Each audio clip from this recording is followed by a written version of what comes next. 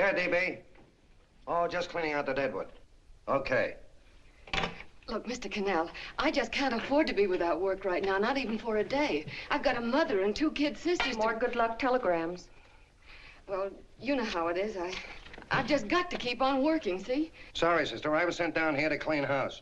I told you I can't use your column anymore. It's lavender and no lace. Send those other people in. I'll tell you what I'll do. I get $30 a week. I'll take 25, 20 if necessary. I'll do anything you say. It isn't the money. We're after circulation. What we need is fireworks. People who can hit with sledgehammers. Start arguments. Oh, I can do that. I know this town inside out. Oh, give me a chance, All please. right, come in. Cashier's got your check. Who are these people? Gibbs, Frawley, Cunningham, Giles. Hey, you sister. Don't forget to get out your last column before you pick up your check.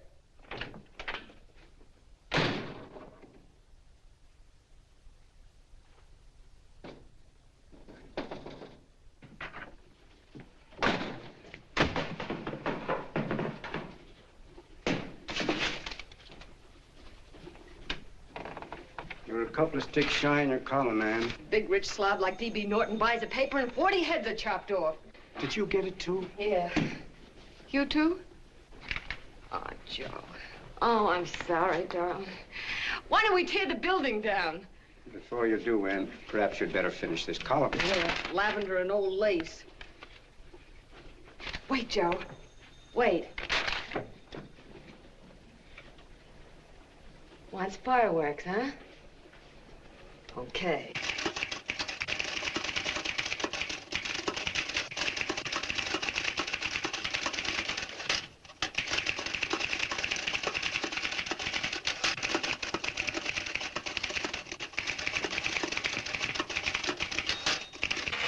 Here. Below is a letter which reached my desk this morning. It's a commentary on what we laughingly call the civilized world. Dear Miss Mitchell, 4 years ago, I was fired out of my job. Since then, I haven't been able to get another one. At first, I was sore at the state administration because it's on account of the slimy politics here we have all this unemployment. But in looking around, it seems the whole world's going to pot. So in protest, I'm going to commit suicide by jumping off the City Hall roof. Signed, a disgusted American citizen, John Doe. Editor's note, if you ask this column, the wrong people are jumping off the roofs. Hey, Ann, this is the old Fakeroo, isn't it? Never mind that, Joe. Go ahead. Sorry.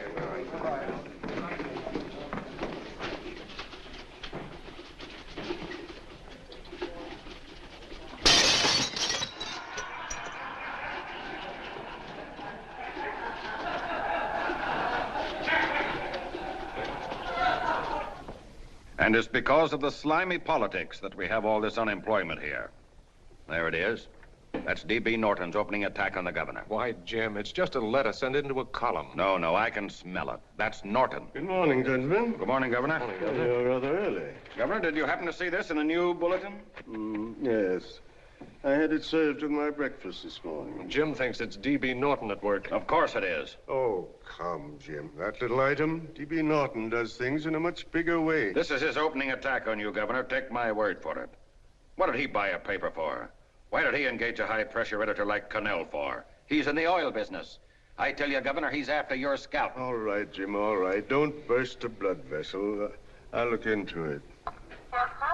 Will you get me Spencer of the Daily Chronicle, please? Yes, I saw it, Governor. If you ask me, that's a phony letter. Why, that gagger's got whiskers on it. Okay, I'll get the mayor and maybe the Chamber of Commerce to go after them. Get Mayor Lovett on the phone.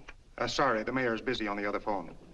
Yes, I know, Mrs. Brewster. It's a terrible reflection on our city. I've had a dozen calls already. Spencer of the Chronicle. Hold him. Just a minute. Yes, Mrs. Brewster. I'm listening. I insist that this John Doe man be found and given a job at once. Now, if something isn't done about it, I'll call out the whole auxiliary. Yes, and the junior auxiliary, too. We'll hold a meeting and see that it is. Yes, Spencer? Who? The governor? Well, what about me? It's my building he's jumping off of, and I'm up for re-election, too. What are you doing? Get Cannell at the bulletin. Why, he's liable to go right past my window. Get me Cannell. What was that? What? Out the window. Something just flew by. I didn't see anything. Well, don't stand there, you idiot. Go and look. Open the window. Oh, why did he have to pick on my building? Is there a crowd in the street? No, sir. Then maybe he's caught on a ledge. Look again. We'll not tolerate I think it must have been a seagull. A seagull? What's a seagull doing around the city hall? That's a bad omen, isn't it? Oh, no, sir. The seagull is a lovely bird. It's all right, Mrs. Brewster. It was just a seagull. Can I help? Nothing's happened yet. No, I'm watching. Don't worry, Mrs. Brewster. Just leave it all to me. Spencer, I'll call you back. Hello, Canal? What are you doing? This is the mayor. Yes, Mayor Lovett. How many times are you going to call me? I've got everybody and his brother and sister out looking for him. Did you see the box I'm running? An appeal to John Doe. Think it over, John. Life can be beautiful, says Mayor. If you need a job, apply to the editor of this paper and so forth and so forth. Okay, Mayor, I'll let you know as soon as I have something. What? Well, pull down the blinds. Went up to Miss Mitchell's house, boss. Boy, she's in a bad way. Where is she? Hey, do you know something? She supports a mother and 2 kids. What do you know about that? Did you find her? No. Her mother's awful worried about her. When she left the house, she said she was going on a roaring drunk. The girl, I mean. Go out and find her. Sure. Hey, but the biggest thing I didn't tell you, her old man's Hello? Doc Mitchell. You know the doctor saved my mother's life and wouldn't take any money for it? You remember that. Okay, boss, I'll go and look for her. Holy smokes, Commissioner, you've had 24 hours. Okay, Hawkshaw, grab a pencil. Here it is again. About 5'5", brown eyes, light chestnut hair, and as fine a pair of legs as ever walked into this office. Did you want to see me? No. I've had the whole Army and Navy out searching for you because that's a game we play here every day. I remember distinctly being fired. That's right. But you have a piece of property that still belongs to this newspaper, and I'd like to have it. What's that? The letter. What letter? The letter from John Doe. Oh, The whole town's in an uproar. We've got to find him, and the letter's the only clue. there is no letter. We'll get a handwriting expert to... What? There is no letter. Say that again. There's no letter. I made it up. You made it up. Mm-hmm. You said you wanted fireworks. Don't you know there are 9 jobs waiting for this guy? 22 families want to board him free. 5 women want to marry him, and the mayor's practically ready to adopt him, and you... Just call the morgue, boss. He said there's a girl there. Shut up. Ann, say, why didn't you... Beanie. Only one thing to do, Hank. Drop the whole business quickly. How? Run a story. Say John Doe was in here and is sorry he wrote the letter and... That's right. They've got it, sure. He came in here, and I made him change his mind. Bulletin editor saves John Doe's life. Why, it's perfect. I'll have Ned write it up. Oh, Ned, I got a story I want you to... Wait a minute. Listen, you great, big, wonderful genius of a newspaper man. You came down here to shoot some life into this dying paper, didn't you? Well, the whole town's curious about John Doe, and boom, just like that, you're going to bury him. There's enough circulation in that man to start a shortage in the ink market. In what, man? John Doe. What John Doe? John Doe, the one I made up. Look, genius, now look. Suppose there was a John Doe and he walked into this office. What would you do? Find him a job and forget about the whole business, I suppose, huh? Not me. I'd make a deal with him. A deal? Sure, when you get hold of a stunt that sells papers, you don't drop it like a hot potato. Well, this is good for at least a couple of months. You know what I'd do? Between now and, let's say, Christmas when he's gonna jump, I'd run a daily on. Starting with his boyhood, his schooling, his first job. A wide-eyed youngster facing a chaotic world. The problem of the average man, of all the John Does in the world. Now, then comes the drama. He meets discouragement. He finds the world his feet of clay. His ideals crumble. So what does he do? He decides to commit suicide and protest against the state of civilization. He thinks of the river, but no. No, he has a better idea. The city hall. Why? Because he wants to attract attention. He wants to get a few things off his chest, and that's the only way he can get himself heard. So? So he writes me a letter, and I dig him up. He pours out his soul to me. And from now on, we quote, I protest by John Doe. He protests against all the evils in the world. The greed, the lust, the hate, the fear. All of man's inhumanity to man. Arguments will start. Should he commit suicide or should he not? People will write in pleading with him. But no, sir. John Doe will remain adamant. On Christmas Eve, hot or cold, he goes. See? Very pretty. Very pretty indeed, Miss Mitchell. But would you mind telling me who goes on Christmas Eve? John Doe. What John Doe? The one we hire for the job, you lunkhead. Wait a minute. Let me get this through this lame brain of mine. Are you suggesting we go out and hire someone to say he's going to commit suicide on Christmas Eve? Is that it? Well, you're catching on. Who, for instance? Anybody. Beanie'll do. Why, sure. Who, me?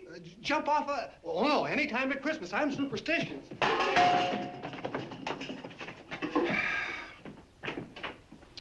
Miss Bishop, do me a favor. Will you go on out and get married and have a lot of babies, but Stay out of newspaper business. Better get that story in, Hank. It's getting late. You're supposed to be a smart guy. If it was raining $100 bills, you'd be out looking for a dime you lost someplace. Holy smokes, wasting my time listening to this mad woman. Look, Chief, look at the Chronicle. It's running on John Doe. They say it's a fake. Why the no good the John Doe story, amateur journalism. It's palpably phony. It's a wonder anyone is taking it serious. What do you think of those guys? That's fine. That's fine. Now fall right into their laps. Go ahead. Say John Doe walked in and called the whole thing off. You know what that's going to sound like on top of this. That's all, Ned. Thank you. All right. Amateur journalism, huh? Why, that bunch of sophomores, I can teach them more about... Hey, boss, get a load of this. What? Look. What do they want? They all say they wrote the John Doe letter. Oh, they all wrote the letter. Tell them all to wait. Look, Mr. Cannell, one of those men is your John Doe. They're desperate and will do anything for a cup of coffee. Pick one out and you can make the Chronicle eat their words. I'm beginning to like this. If you ask me, Hank, you're playing around with dynamite. No. The gal's right. We can't let the Chronicle get the laugh on us. We've got to produce a John Doe now. Amateur journalism, huh? I'll show those guys. Sure, and there's no reason for them to find out the truth either, because naturally, I won't say anything. Okay, sister, you get your job back. Plus a bonus. What bonus? Or the bonus of $1,000 the Chronicle was going to pay me for this little document. You'll find it says that I, Ann Mitchell, hereby certify that the John Doe letter was created by me. I can read. Sorry. You think this is worth $1,000, do you? Oh, the Chronicle would consider it dirt cheap. Packs everything, including a gun. Okay, sister, you got yourself a deal. Now let's take a look at the candidates. The one we pick has got to be the typical average man. Typical American that can keep his mouth shut. Show me an American who can keep his mouth shut and I'll eat him. Okay, Beanie, bring him in one at a time.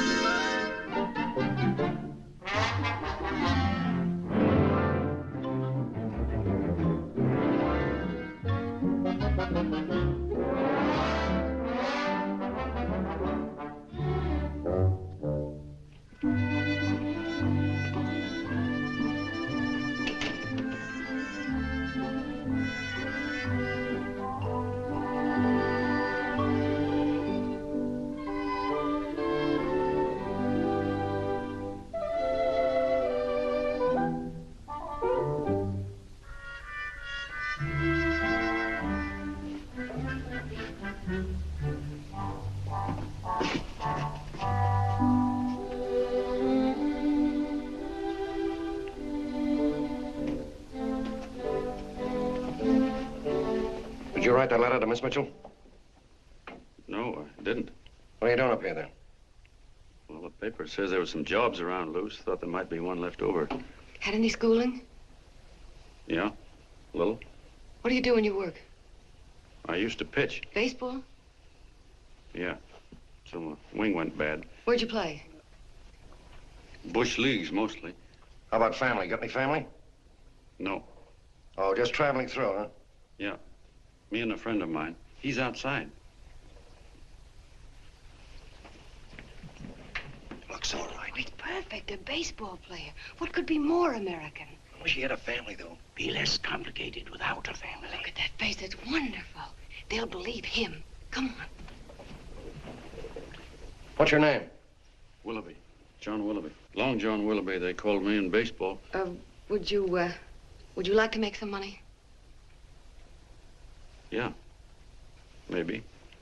Would you be willing to say you wrote that letter and stick by it? I get the idea. Yeah. Maybe. That's our man. He's made to order. I don't know. He don't seem like the kind of a guy that'd fall in line. When you're desperate for money, you do a lot of things, Mr. Cannell. He's our man, I tell you. He's fainted. Get the water, quickly. Hurry up, Pop. Oh. Right here, sit down. You all right? Yeah, I'm all right.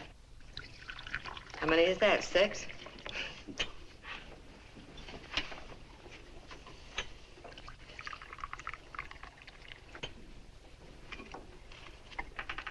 Pretty hungry, weren't you?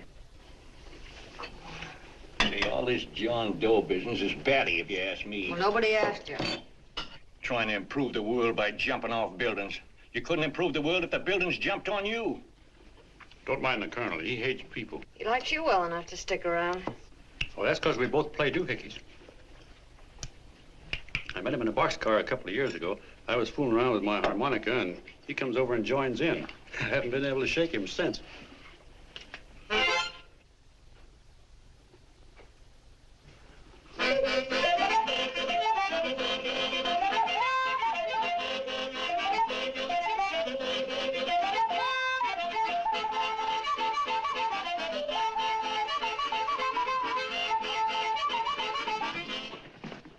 Here he is. No, you can't take pictures of him like that, eating a sandwich and with a beard. But he's going to jump off a building. Yes, but not because he's out of a job. That's not news. This man's going to jump as a matter of principle. Well, maybe you're right. We'll clean him up and put him in a hotel room under bodyguards. We'll make a mystery out of him. Did you speak to Mr. Norton? Thinks it's terrific. Says for us to go the limit. Wants us to build a bonfire under every big shot in the state. Oh, swell. Is that the contract? Yeah. What's he doing here? Friend of his. They play duets together. Duets? But can we trust him? Oh. I trust him. Oh, you trusted me. Well, that's fine. I suppose he trusts you, too. Oh, stop worrying. He's all right. Okay, but we don't want more than a couple of hundred people in on this thing. Now, the first thing I want is an exact copy of the John Doe letter in your own handwriting. I've got it already. Here. No, that's fine. Now, I want you to sign this agreement. It gives us an exclusive story under your name, day by day, from now until Christmas. On December 26th, you get one railroad ticket out of town. And the bulletin agrees to pay to have your arm fixed. That's what you want, isn't it? Yeah, but it's got to be by Bonesetter Brown. Okay, Bonesetter Brown goes. Here, sign it. Meanwhile, here's $50 spending money. That's fine. Beanie? Yes, boss. Take charge of him. Get him a suite at the Imperial and hire some bodyguards. Yeah, and some new clothes, Beanie. You think we better have him to Laos? Yeah. Both of them? Yes, both of them, but don't let them out of your sight. Hey, Beanie, gray suit, huh? Yeah. Okay, fellas.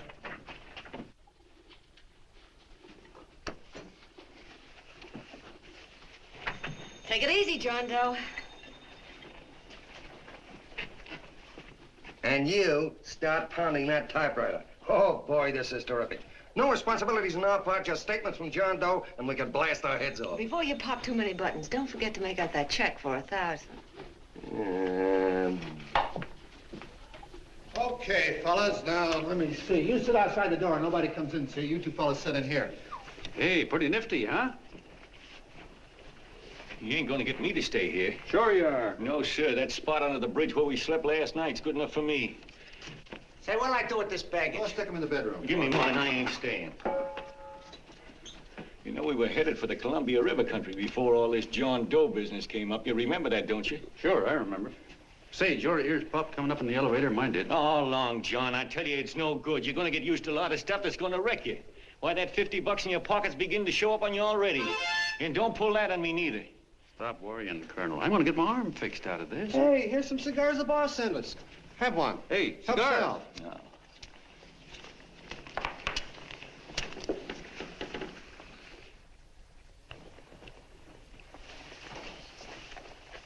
Say, I'll bet you even the major leaguers don't rate an outfit like this. Here, make yourself comfortable. Paper? I don't read no papers, and I don't listen to radios either. I know the world's been shaped by a drunken barber, and I don't have to read it. I've seen guys like you go under before. Guys that never had a worry. Then they got a hold of some dough and went goofy. The first thing that happens to a guy... Get a load of the bedroom. No. The first thing that happens to a guy like that, he starts wanting to go into restaurants and sit down at a table and eat salads and cupcakes and tea. Boy, what that kind of food does to your system.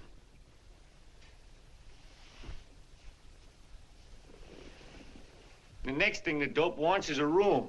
Yes, sir, a room with steam heat and curtains and rugs. And before you know it, he's all softened up and he can't sleep unless he has a bed. Hey, stop worrying, Colonel. $50 ain't gonna ruin me. I've seen plenty of fellas start out with $50 and wind up with a bank account. Hey, what's the matter with the bank account, anyway? And let me tell you, Long John, when you become a guy with a bank account, they got you. Yes, sir, they got you. Who's got him? The helots. Who? Hey, there's the City Hall tower I was supposed to jump off of. It's even higher than this. Who's got him? The helots. Woo! Hey, wait a minute! You're not supposed to jump till Christmas Eve. Do you want to get me in a jam? If it's going to get you in the jam, we'll do you a favor. I won't jump. And when they got you, you got no more chance than a road rabbit. Hey, who'd you say was going to get him? Say, is this one of those places where you ring if you want something? Yeah, just use the phone. Boy, I've always wanted to do this. Hey, Doc, look. Look, Doc. Give me that again, will you? Who's going to get him? The helots. Who are they? Listen, Sucky, you ever been broke? Sure, mostly often. All right. You're walking along. Not a nickel in your jeans. You're free as the wind. Nobody bothers you. Hundreds of people pass you by in every line of business. Shoes, hats, automobiles, radios, furniture, everything. And they're all nice, lovable people. And they let you alone. Well, is that right?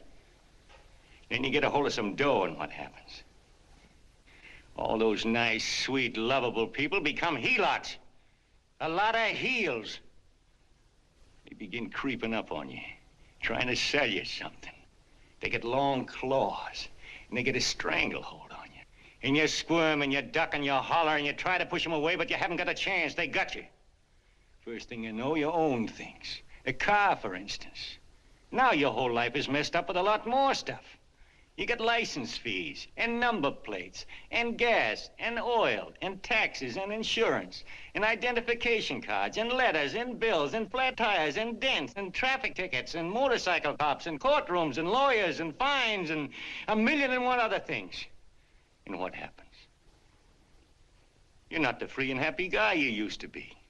You gotta have money to pay for all those things. So you go after what the other fellas got. And there you are. You're a helot yourself.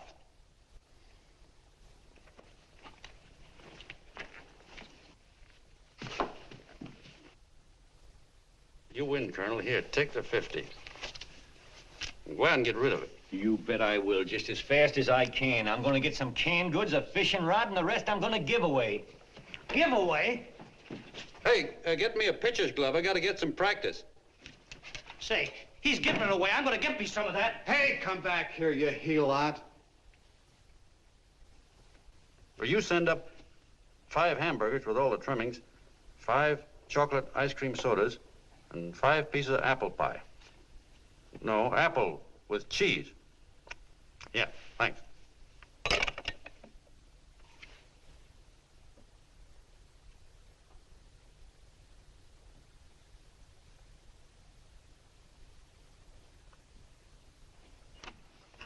Hello there. Well, well. If it isn't the man about town. All set, Miss Anne. Hmm? Oh, yes. Let's go. Let's see, we want some action in these pictures. Action? Mm-hmm. That's good. No. This man's going to jump off a roof. Oh. Here, wait a minute. Let me comb your hair. Sit down. Yeah, that's better.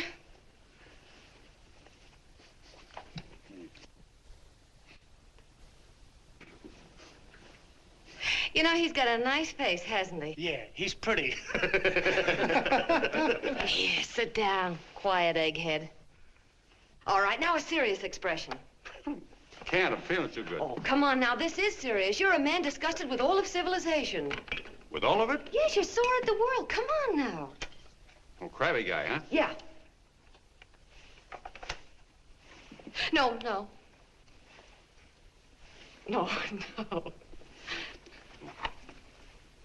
No, look. You don't have to smell the world. Well, all those guys in the picture Never mind those guys. All right, stand up. Now, let's see what you look like when you protest. Against what? Against anything, just protest. You got me. Oh, look, I'm the umpire, and you just cut the heart of the plate with your fast one, and I called it a ball. What would you do? Oh, you did, huh? Yeah. Why can't you call him right, you boneheaded... Grab it, Eddie, grab it!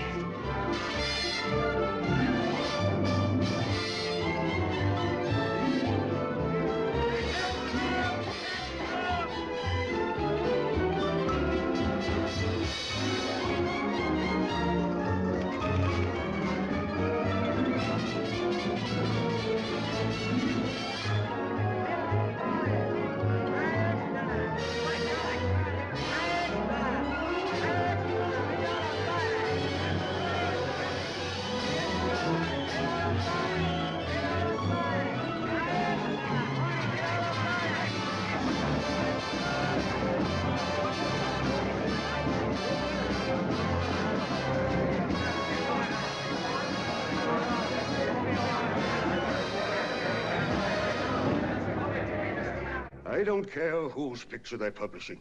I still say that this John Doe person is a myth, and you can quote me on that. And I'm going to insist on his being produced for questioning. You know as well as I do that this whole thing is being engineered by a vicious man with a vicious purpose, Mr. D.B. Norton.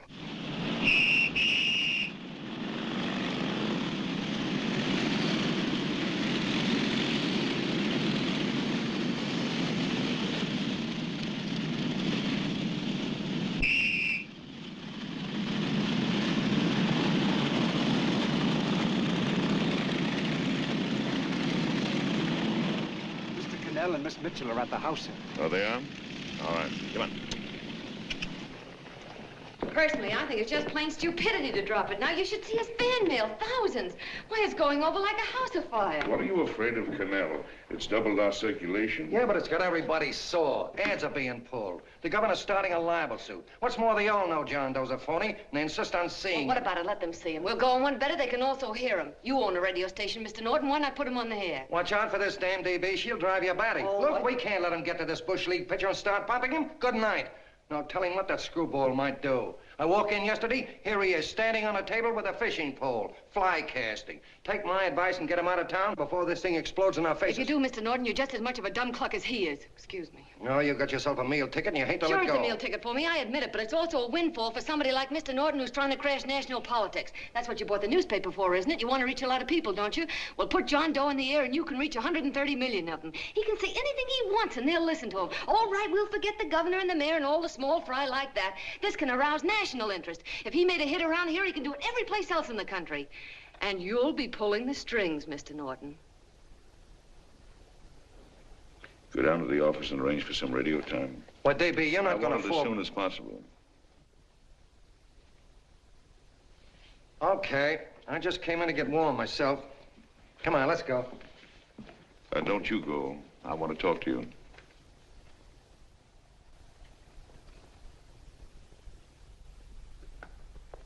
Sit down.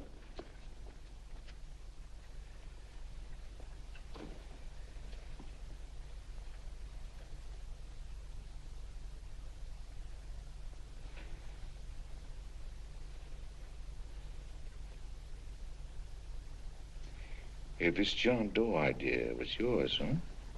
Yes, sir.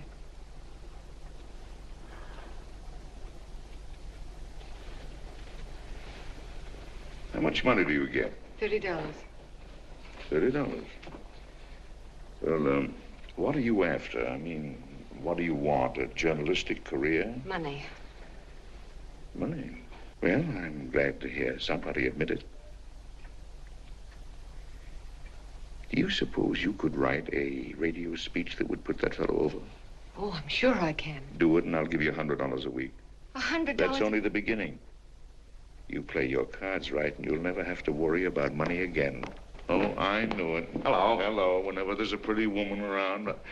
This is my nephew, Ted Sheldon, Miss Mitchell. How do you do? How do you do? All right, Casanova, I'll give you a break. See that Miss Mitchell gets a car to take her home. Always reading my mind, aren't you? Thank you very much for everything. And Miss Mitchell, I think from now on you'd better work directly with me.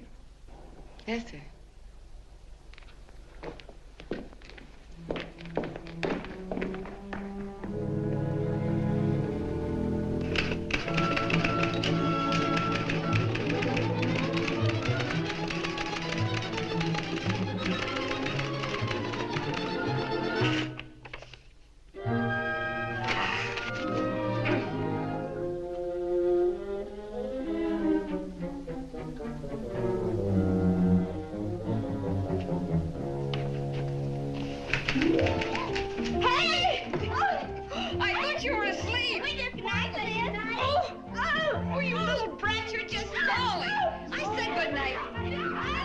Come, children. It's past your bedtime. Go on.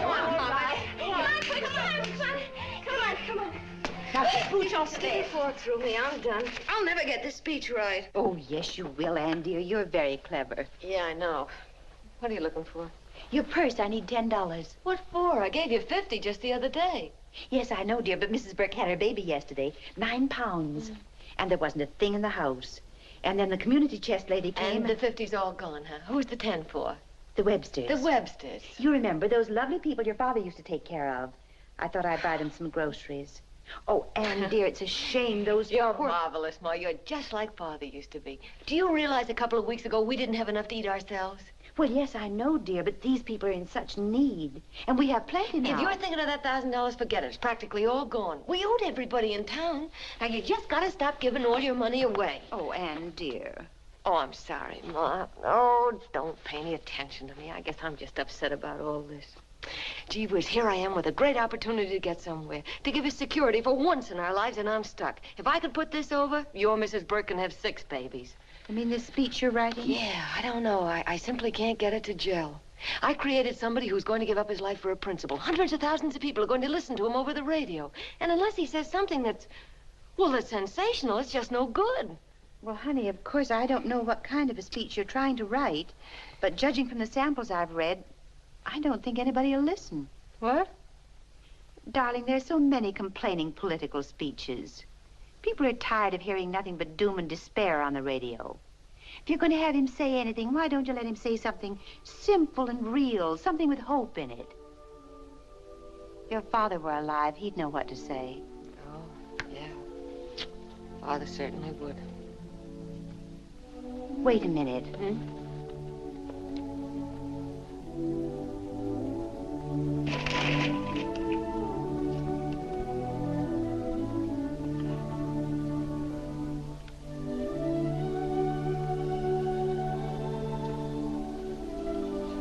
That's your father's diary, Anne. Father's... I never knew he had a diary. There's enough in it for 100 speeches. Things people ought to hear nowadays. You'll be careful of it, won't you, dear? It's always helped to keep your father alive for me. You bet I will, Ma. Wait a minute. John Doe don't want to sign no autographs. Well, what does he do all day? What does he do all day? He's writing out his memories. Sorry, lady, you can't see Mr. Doe. He wants to be alone. No, he just sits around all day and commutes with himself.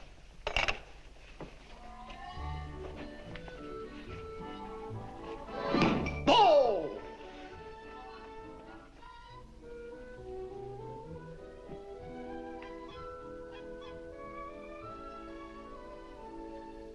I don't know how you're going to stand it around here till after Christmas. I'll bet you ain't heard a train whistle in 2 weeks.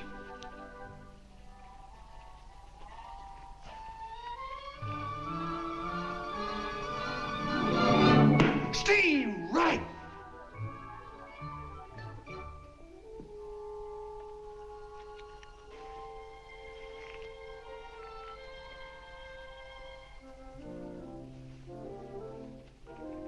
I know why you're hanging around.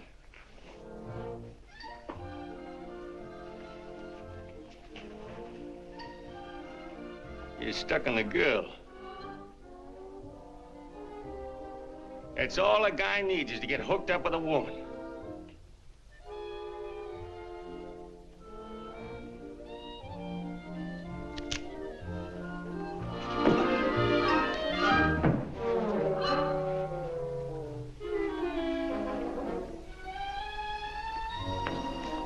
What was that, a single?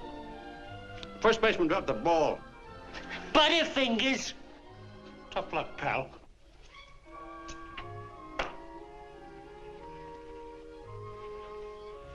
Guy has a woman on his hands. First thing he knows, his life is balled up with a lot more things. Furniture and...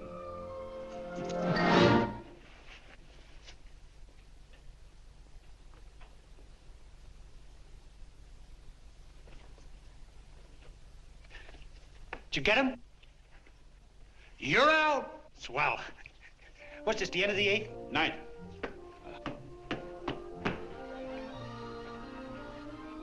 Hey, Beanie, there's a couple of mugs from the Chronicle snooping around out here. Ah. Come on, Angel Face. Gangway. What's the score, Angel Face? 3-2, our favor. Gee, that's great.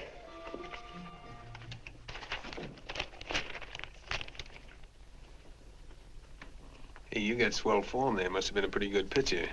Pretty good. Say, I was just about ready for the major leagues when I chipped a bone in my elbow. I got it pitching a 19-inning game. 19? Yeah. There was a major league scout there watching me, too. And he came down after a game of the contract. You know what? I couldn't lift my arm to sign it. I'll be okay, though, as soon as I get it fixed up. It's too bad. What do you mean, too bad? Huh? Oh, that you'll never be able to play again. What are you talking about? I just told you I was going to get Well, you know how they are in baseball if a guy's mixed up in a racket. Racket? What do you mean? Well, I was just thinking about this John Doe business. Why, as soon as it comes out it's all a fake, you'll be washed up in baseball, won't you? Yeah. Hey, doggone. I never thought about that.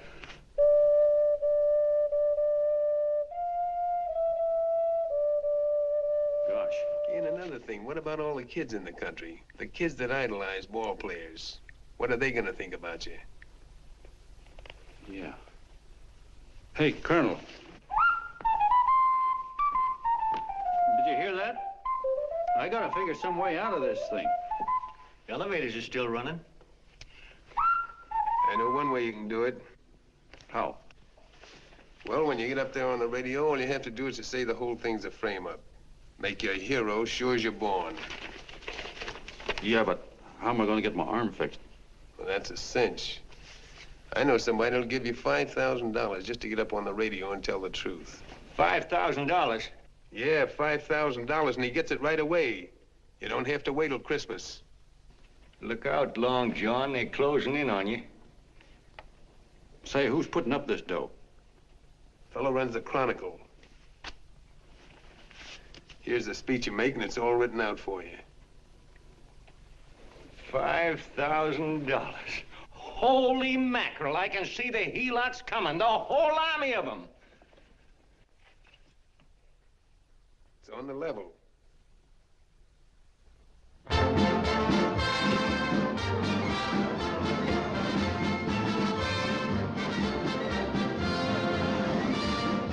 No, I'm sorry. Tickets for the broadcast are all gone. Phone the bulletin. Sorry, no more tickets left.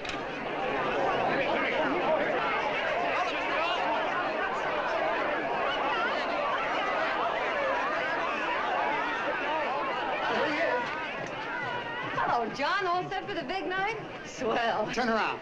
One moment. Now stand still. Hold it, Mr. Doe. Hold it. A big smile, Mr. Doe. That's right. Okay, Jeannie, that's All right, all. Take stand him here. out. Come on, Now, look, John, here's the speech. It's in caps and double-spaced. You won't have any trouble reading it. Not nervous, are you? No. Of course not. He wouldn't be. Who? John Doe, the one in there. Hey, don't let your knees rattle. It picks up on the mic. Oh, Beanie, you needn't be nervous, John. All you have to remember is to be sincere. Pick up that phone, Miss Mitchell. It's for you. Okay. Hello? Yes, Mother. Oh, thank you, darling. Oh, there he is, the poor dear man. Oh, good luck to you, Mr. Doe. We want you to know that we're all for you. The girls all decided that you're not to jump off any roof at all. Oh, we'll stop it. You got the speech I gave you? Yeah. Now, look. I'll give this money to the colonel just as soon as you get started. We'll have a car waiting at the side entrance for you. Okay. How'd you get in here? Huh? Oh, I just came in to wish him Come luck. on, out. Mother says good luck, too. John, when you read that speech, please believe every word of it. He's turned out to be a wonderful person, John. Who? John Doe, the one in the speech. Oh. You know something? I've actually fallen in love with him. All right, there he is, sister. Now, come on, plenty of both. What's the idea? No, that's too much. That's not so much. Come on. That's it. Oh, this is no time for cheap publicity, Mr. Cannell. Listen, if that guy lays an egg, I want to get something out of it. I'm getting a Jane Doe ready. Oh, come on. Here. Will you, fellas? Here you Give me a are. All right, chance. that's I enough. have to raise Just one more, will No, you, that's please? fine, honey. You go ahead. All right, I need one more. You're very good. Go ahead. How you doing? Oh. All right, Benny, bring him in. Holy smoke, a half a helot. There you are, boss, just like you ordered. Symbols of little people. Okay, get him up. All right, young fella. This is ridiculous, Mr. Cannell. Come on, give me a chance. The man's on the air. Please. One shot. Oh, fellas, I told you could have all the pictures you want. No, come on, ask. You can have a... Come on, that's right. Afterwards, you can get all the pictures you want. Thank you very much. Come on, will you? Afterwards, that's right. Come on, Snooks, you better bail out. Okay, goodbye, Mr. Doe. Beanie, will you? All right. Better get ready. 1 minute to go. Wow, 1 minute to go and the score is nothing to nothing. Now, please, John, you won't let me down, will you? Will you? Of course you won't. If you'll just think of yourself as the real John Doe. Listen, everything in that speech are things a certain man believed in. He was my father, John. And when he talked, people listened. And they listened to you, too. Funny. You know what my mother said the other night? She said to look into your eyes, that I'd see Father there. Hey, what do you say? Okay, we're coming. Come on. Now, listen, John, you're a pitcher. Now get in there and pitch. Good luck. Give him room, let him through. Come on.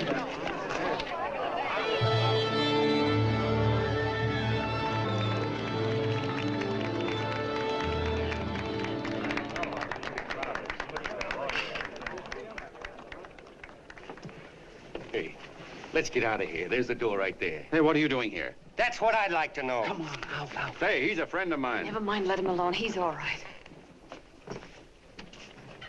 I'll be right over there pulling for you. No, John, over here.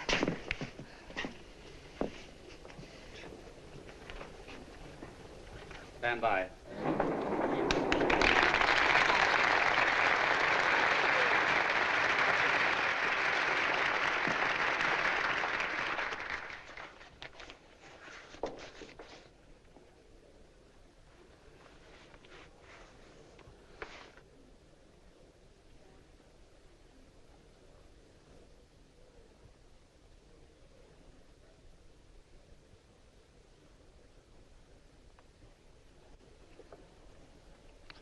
Phone the Chronicle. Tell them to start getting those extras out.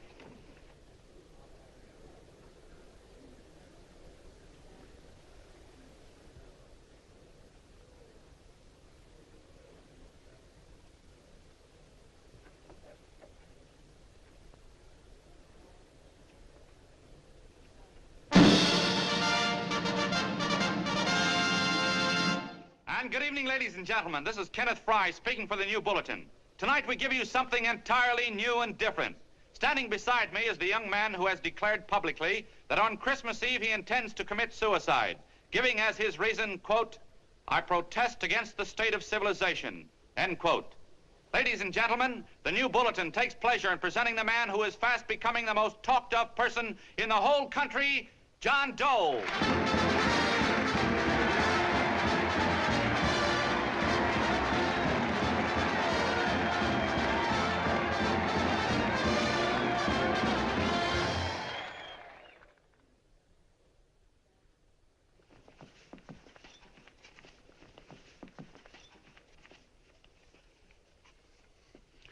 Ladies and gentlemen, I am the man you all know as John Doe. I took that name because it seems to describe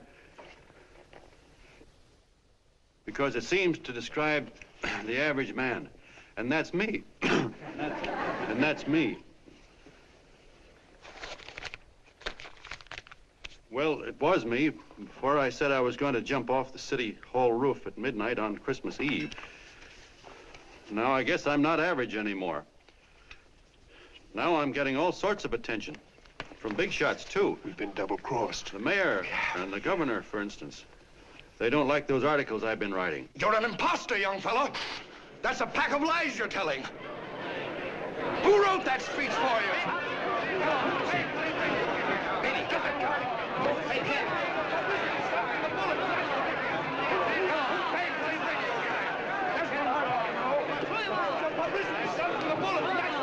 Spencer. Ladies and gentlemen, the disturbance you just heard was caused by someone in the audience who tried to heckle Mr. Doe. The speech will continue.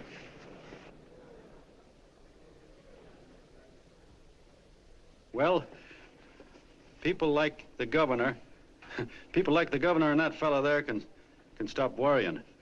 I'm not going to talk about them. I'm going to talk about us, the average guys, the John Does. If anybody should ask you what the average John Doe is like, you couldn't tell him because he's a million and one things. He's Mr. Big and Mr. Small. He's simple and he's wise. He's inherently honest, but he's got a streak of larceny in his heart. He seldom walks up to a public telephone without shoving his finger into the slot to see if somebody left a nickel there.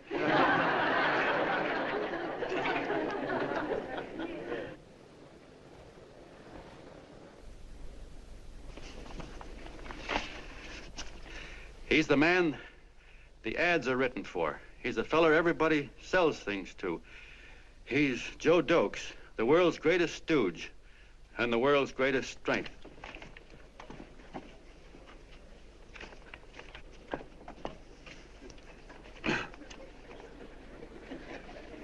Yes, sir. Yes, sir, we're a great family, the John Does. We are the meek who are supposed to inherit the earth. You'll find us everywhere. We raise the crops, we dig the mines, work the factories, keep the books, fly the planes, and drive the buses. And when a cop yells, "Stand back there, you," he means us, the John Does. Well, what kind of a speech is that? Didn't you read it? We've existed since time began. We built the pyramids. We saw Christ crucified, pulled the oars for Roman emperors, sailed the boats for Columbus, retreated from Moscow with Napoleon, and froze with Washington at Valley Forge. Yes, sir. We've been in there dodging left hooks since before history began to walk. In our struggle for freedom, we've hit the canvas many a time, but we always bounce back because we're the people, and we're tough.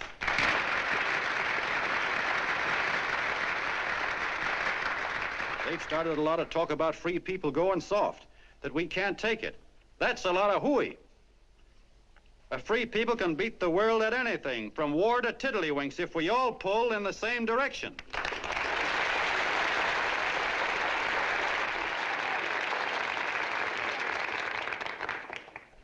I know a lot of you are saying, "What can I do? I'm just a little punk. I don't count." Well, you're dead wrong. The little punks have always counted, because in the long run, the character of a country is the sum total of the character of its little punks.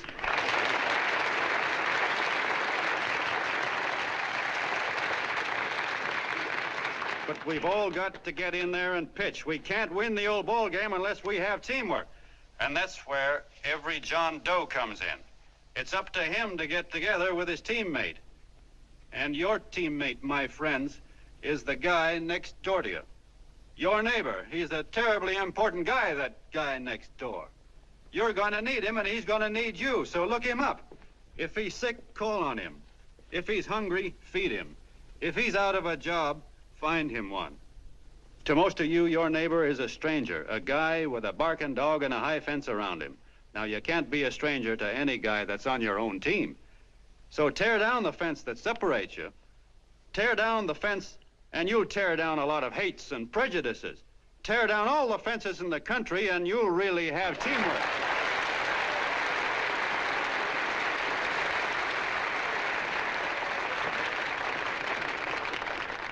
I know a lot of you are saying to yourselves, "He's asking for a miracle to happen. He's expecting people to change all of a sudden." Well, you're wrong. It's no miracle. It's no miracle because I see it happen once every year, and so do you, at Christmas time. There's something swell about the spirit of Christmas, to see what it does to people, all kinds of people. Now, why can't that spirit, that same warm Christmas spirit, last the whole year round?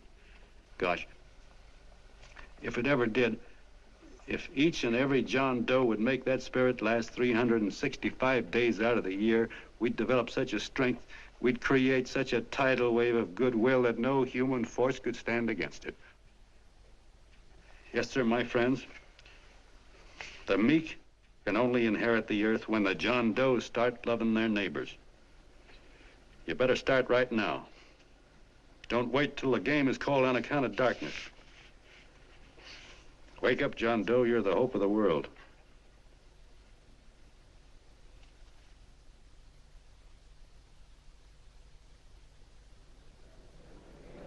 John, you were wonderful.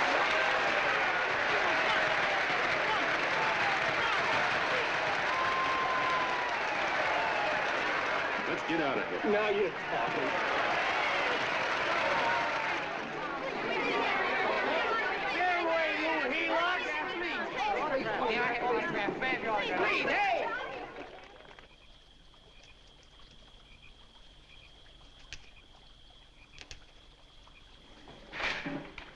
I knew you'd wake up sooner or later. Boy, am I glad we got out of that mess. I had the $5,000 sewed up. Could have been on my way to old Doc Brown. You're a pitcher, John, she says. Now, go in there and pitch. What a sucker. Yeah, she's a heel-out just like the rest of them. It's lucky you got away from her. What was I doing up there making a speech anyway? Me, huh? Geez, the more I think about it, the more I could... Tear down all the fences. Why, if you tore one picket off of your neighbor's fence, he'd sue you. $5,000 had it right in my hand. What do you mean he ran away? Well, go after him, find him. That man is terrific.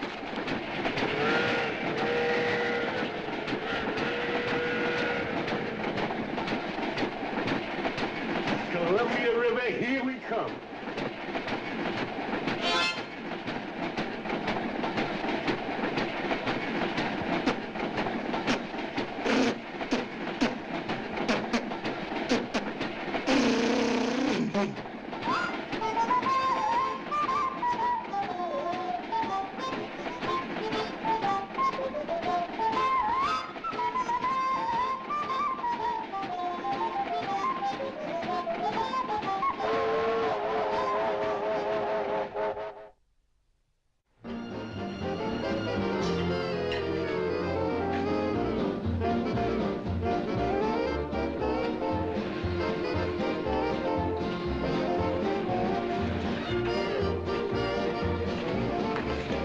Jitterbugs.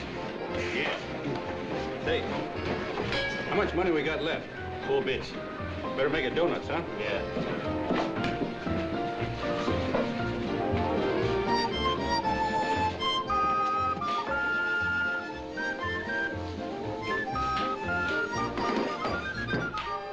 What'll it be, gents? Have you got a couple of steaks about that big and about that thick? Yeah, with hash brown potatoes and tomatoes and apple pie and ice cream and coffee. And donuts, I know. Hey, Ma! Seekers, a pair. Fingers a pair, coming up. Glad he took the tea out of that.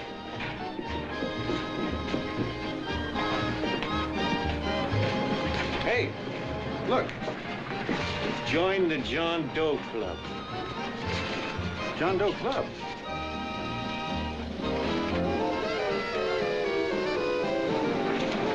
Uh-oh. You John Doe? Who? John Doe. Ah, you need glasses, buddy. Oh, but it's a spitting image of John Doe. Yeah, but his name is Willoughby. Oh, I'm John Willoughby. I'm a baseball player. Sure. Oh, no, I'd know that voice anyway. You can't kid me. You John Doe. Hey, Ma! Ma! That's John Doe. John Doe. Yeah, sitting right there, big as life. Who'd you say it was? John Doe, the big guy there. I know. Pictures in the paper. That's John guy. John Doe. John Doe. Sitting right there, John Doe. Hey, operator. Dan's Beanery. Look, call everybody in town. John Doe was just in my place. Yeah, he ordered donuts.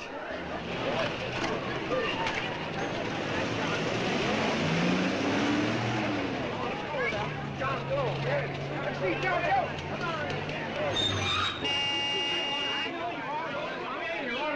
John Doe, we're all neighbors. But my office is packed like a sardine box. What does John Doe look like, Mr. Mayor? Oh, he's one of those great big outdoor type men. No, you can't see him. You didn't vote for me the last time. Shame on you. What are you doing there? Get off my front porch anyhow. Mr. Norton come yet? Oh, well, I wonder where he's at. What's keeping him? He should have been here 15 minutes ago. Oh, there it comes now. Now, everybody on your dignity. Don't do anything to disgrace us. A little town, but we got to show off. Better let me talk to him. All right, but present it to him as a great cause for the common man. Ah, here he comes. Now, give him room down there. Give him room, folks. Come on now. Come on, here he comes. Here he comes. Here's Mr. Norton. How do you do, Mr. Norton? I'm Mayor Hawkins. Yes, Mr. Norton. Let me go, you darn fool. I'm the mayor. Mr. Norton. Mr. Norton. Mr. Norton.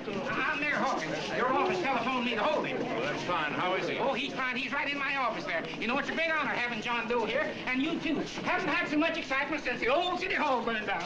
People are so excited they nearly tore his clothes off. Oh, Matilda, darling, phone the newspapers, tell them Mr. Norton's here. Step right inside, Mr. Norton. My office. Very comfortable here, Mr. Norton. Just had it air conditioned. Gangway, please. Get room for Mr. Norton. Gangway. Gangway. Here he is, Mr. Norton. Well taken care of. The neighbors are serving him a light lunch. Hello, John. Well, Mr. Mayor, if you don't mind, we'd like to talk to him alone. Why, certainly, certainly. All right, everybody. Clear out. No, but you... Everybody, quickly now. Come on, you. Come on. Come on. That's... All right. Don't argue with me here. Wait till we get home. Don't you push me around like that. Even though I'm your wife, you can't push me around. Look, Mr. Norton, I think you got a lot of nerve having those people hold us here. There's nobody holding you here, Mr. Doe. It's only natural There's that people... nobody holding us here. Let's get going. Incidentally, my name isn't Doe, it's Willoughby. Look, John, something terribly important's happened. They're forming John Doe clubs. We know of 8 already, and they say that there's John Doe clubs? What for? To carry out the principles you talked about in your radio speech. I don't care what they're forming. I'm on my way, and I don't like the idea of being stopped either. Oh, but you don't know how big this thing is. You should see the thousands of telegrams we've received and what they're saying about you. Look, it started as a circulation stunt, didn't it? Well, you got your circulation. Now, why don't you let me alone? Oh, it started as a circulation stunt, but it isn't anymore. Mr. Norton wants to get back of it and sponsor John Doe clubs all over the country. He wants to send you on a lecture tour. Me? Uh-huh. Well, certainly, with your ability to influence people, it might grow into a glorious movement. Say, let's get something straight here. I don't want any part of this thing. If you got an idea I'm going around lecturing the people, why, you're crazy. Baseball's my racket, and I'm sticking to it. Come on, Colonel, let's get out of here. John, please, please. I just got rid of one crowd. But please, Mr. Mayor, tell him the John Doe Club wants to talk to him. Let them in, Mr. Mayor. Let them come in. Okay, folks, but remember your manners. No stampeding. Walk slow, like you do when you come to pay your taxes.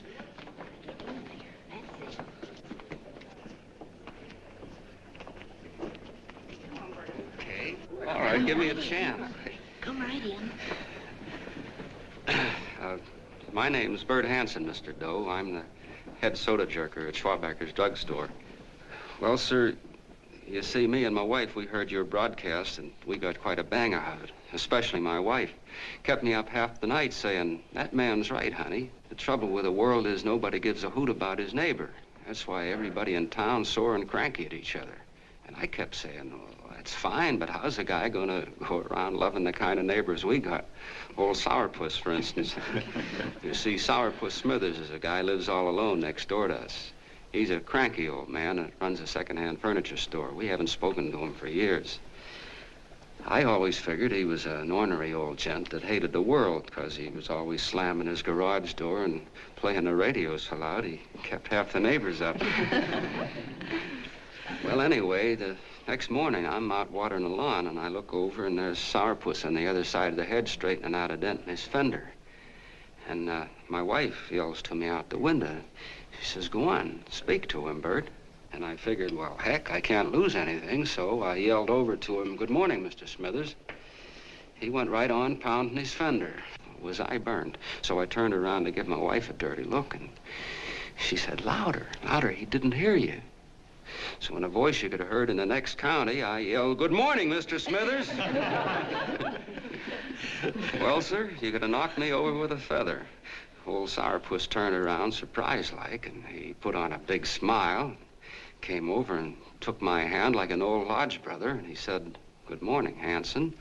I've been wanting to talk to you for years, only I thought you didn't like me. And then he started chatting away like a happy little kid, and he got so excited his eyes all... Well, Mr. Doe, before we got through, I found out Smithers is a swell egg, only he's pretty deaf, and that accounts for all the noises. And he says it's a shame how little we know about our neighbors. And then he got an idea, and he said, how's about inviting everybody someplace where we can all get together and know each other a little better? Well, I'm feeling so good by this time, I'm ripe for anything. So Smithers goes around the neighborhood inviting everybody to a meeting at the schoolhouse, and I tell everybody that comes in the store, including Mr. Schwabacker, my boss. I'm talking too much. Well, I'll be doggone if over 40 people don't show up. Of course, none of us knew what to do, but we sure got a kick out of seeing how glad everybody was just to say hello to one another. Tell him about making Sourpuss chairman. Oh, yeah, we made Sourpuss chairman and decided to call ourselves the John Doe Club. And say, incidentally, this is my wife. Come here, honey. This is my wife, Mr. Doe. How do you do, Mr. Doe? Sourpuss is here, too. Oh, is he? This is Sourpuss, or excuse me, Mr. Smithers, Mr. Doe. That's all right. If you didn't call me Sourpuss, it wouldn't feel natural. Well, anyway, I guess nearly everybody in the neighborhood came except the Delaney's. The Delaney's live in a big house with an iron fence around it, and they always keep their blinds drawn. And we always figured that he was just an old miser that sat back counting his money, so why bother about inviting him? Until Grimes, the milkman, spoke up and he said, say, you've got the Delaney's all wrong. And then he tells us about how they canceled their milk last week and how when he found a note in the bottle, he got kind of curious-like and he sort of peeked in under the blinds and found the house was empty. If you ask me, he says, they're starving. Old man Delaney has been bringing his furniture over to my place at night, one piece at a time, and selling it. Yeah. And, well, sir, a half dozen of us ran over there to fetch him, and we brought him to the meeting. And what a reception they got. Why, everybody shook hands with him and made a fuss over him, and, well, finally, Mr. and Mrs. Delaney just sat right down and cried. And then we started to find out about a lot of other people. Yeah, sure. Well, you know Grubel, for instance. Grubel's here. See? Yeah, that's a... Of course, you don't know Grubel, but he's the man that everybody figured was the worst no-account in the neighborhood because he was living like a hermit and nobody would have anything to do with him. That isn't until Murphy, the postman, told us the truth. Why, Grubel, he says, he lives out of garbage cans because he won't take charity, because it'd ruin his self-respect, he says. Just like you said on the radio, Mr. Doe. Well, sir, about a dozen families got together and gave Grubel a job watering their lawns. Isn't that wonderful? And then we found jobs for 6 other people, and they've all gone off for leave. Yeah, and my boss, Mr. Schwabecker, made a job in his warehouse for old man Delaney. And he gave you that $5 raise. Yeah, wasn't that swell? Why, Bert, I feel slighted. I'd like to join, but nobody asked me. I'm sorry, Mayor, but we voted that no politician could join. Just the John Does of the neighborhood, because you know how politicians are. Well, the reason we wanted to tell you this, Mr. Doe, was just to give you an idea of what you started. And from where I'm sitting, I don't see any sense in you jumping off any building. No. Well, thank you for listening. Goodbye, Mr. Doe. You're a wonderful man, and it strikes me you can be mighty useful walking around for a while. Hey, goodbye, Mr. Doe. Goodbye, Mr. Doe.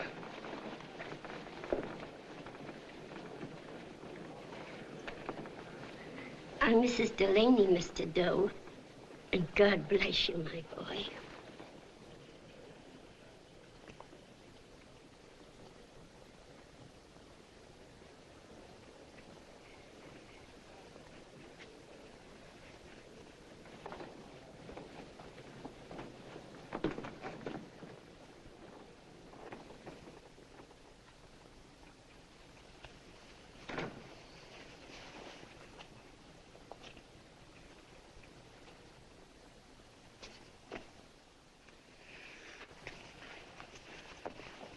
Gee whiz, I'm all mixed up.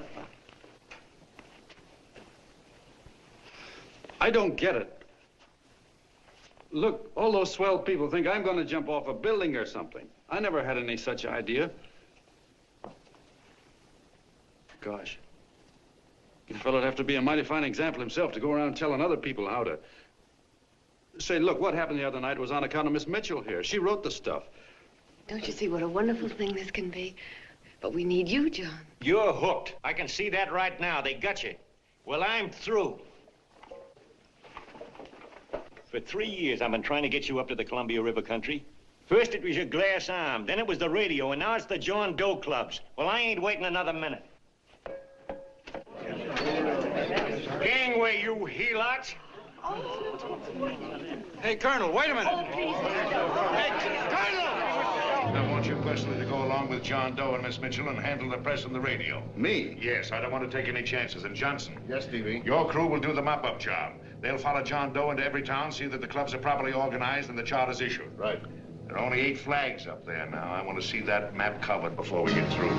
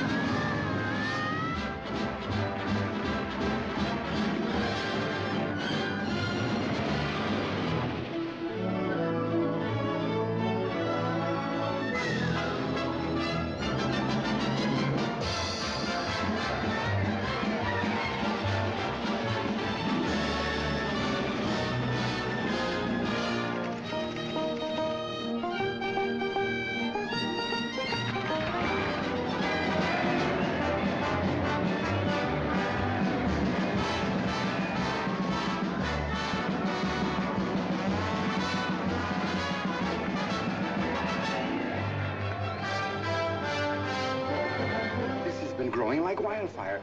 If they made demands, I'd understand it. But the John Does ask for nothing. People are going off relief. If this keeps up, I'll be out of a job. As soon as it gets strong enough, we'll find out what John Doe wants. 30 every Thursday. 60 at 60.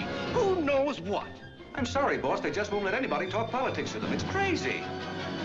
We've got to get to them. They represent millions of voters.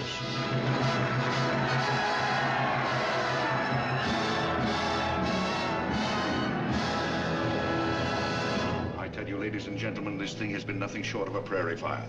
We've received so many applications for charters to the John Doe clubs, we haven't been able to take care of them. I'd hate to have that many pins stuck in me. This John Doe convention is a natural. It's going to put our city on the map. Why, over 2,400 John Doe clubs are sending delegates. Can you imagine that? You, Mr. Mayor, will be the official host. You will make the arrangements for decorating the city, parades, and a reception for John Doe when he gets home. And don't wear your high hat. No high hat? No high hat. And from you, Cannell, I want a special John Doe edition every day until the convention is over. And now, if you will, please step into the outer office and look your prettiest because there are photographers there to take pictures of this committee. Don't worry, Libby. Everything will be taken care of. Isn't it all too wonderful? Gather down here in a nice group and I'll get a nice picture of you. Oh, Mr. Mayor, would you step down in front row, please? You ladies get close to him. That's it. Well, I don't get it. Get what? Look, DB, I'm supposed to know my way around. This John Doe movement has cost you a fortune. Now, this convention is going to cost plenty. Well? Well, I'm stuck with 2 and 2, and I'm a sucker if I can make 4 out of it. Where do you come in? You'll have the satisfaction of knowing that my money has been spent for a worthy cause. I see. I better stick to running the paper, huh? I think maybe you better had. And Cannell, I'd like to have the John Doe contract, all the receipts for the money we advanced him in the letter Miss Mitchell wrote, for which I gave her $1,000. Yes, sure. Well, we leave for the airport. Half an hour. Is that Johnny boy's room? Better hustle him up. He'll be ready on time. He's packing now. Ah, good. Did you see his picture on the cover of Time? Yeah. I gotta give you credit, Annie girl. I've handled a good many big promotions in my time. Everything from a World's Fair to a Channel swimmer. But this one has certainly got me spinning. And now a John Doe convention. Wow. Say, if you could only get him to jump off the City Hall roof on Christmas Eve, I'd guarantee you 500,000 people there. Charlie. Hmm? What do you make of him? Oh, Johnny boy? Well, I don't know what angle you want, but I'll give it to you quick. Number 1, he's got great yokel appeal, but he's a nice guy. Number 2, he's beginning to believe he really wrote that original suicide letter that you made up. Number 3, he thinks that you're Joan of Arc or something. Yeah, I know. Number 4, well, you know what number 4 is.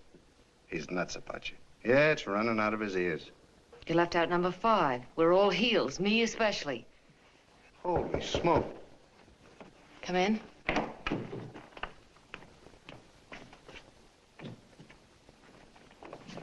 I'm all packed. Good. I'll go and get Beanie Boy. Okay, Charlie boy.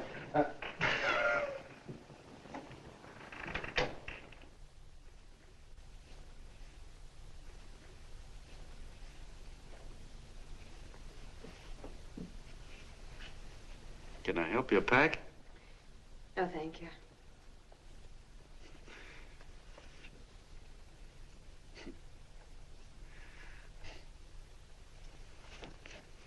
Do you care if I sit down out here? No.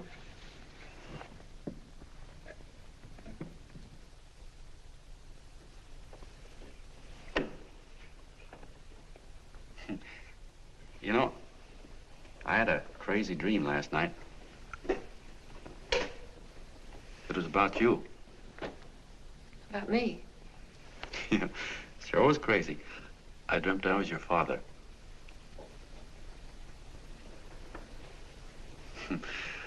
There was something I was trying to stop you from doing. So I got up out of bed and I walked right through the wall here, right straight into your room. You know how dreams are. And there you were in bed. But you're a little girl, you know, about 10. And very pretty, too.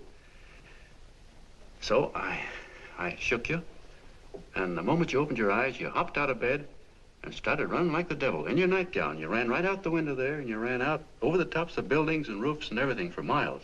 And I was chasing you.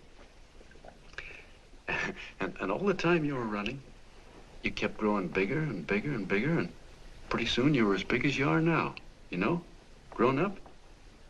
And all the time I kept asking myself, what am I chasing her for? And I didn't know. Isn't that a hot one? Well, anyway, you ran into some place, and then I ran in after you, and when I got there, there you were, getting married. And the nightgown had changed into a beautiful wedding gown. You sure look pretty, too. And then I knew what it was I was trying to stop you from doing. Dreams are sure crazy, aren't they? Well, would you like to know who it was you were marrying? Oh, a tall, handsome Ubangi, I suppose. No, not that bad. It was that fellow that sends you flowers every day. What's his name? Mr. Norton's nephew? Ted Sheldon. Yeah, that's the one. But here's the funniest part of it all. I was the fella up there doing the marrying, you know, the justice of peace or something. You were? I thought you were chasing me. Well, yes, I was, but I was your father then, you see. But the real me, John Doe, or that is, Long John Willoughby, I was the fella up there with the book. You know what I mean? I guess so. Then what happened? Well, I took you across my knee and I started spanking you. That is, I didn't do it. I mean, I did do it, but it wasn't me, you see. I was your father then. Well, I held you across my knee and I said, Annie, I won't allow you to marry a man that's just rich or that has his secretary send you flowers. The man you marry has got to swim rivers for you. He's got to climb high mountains for you. He's got to slay dragons for you. He's got to perform wonderful deeds for you. Yes, sir. And all the time, the guy up there, you know, with the book, me, just stood there nodding his head. And he said, go to it, Pop. Whack her one from me, because that's just the way I feel about it, too. So he said, come on down here and whack her yourself. So I came down and I whacked you a good one, see? Then he whacked you, and I whacked you another one. We both started whacking you like...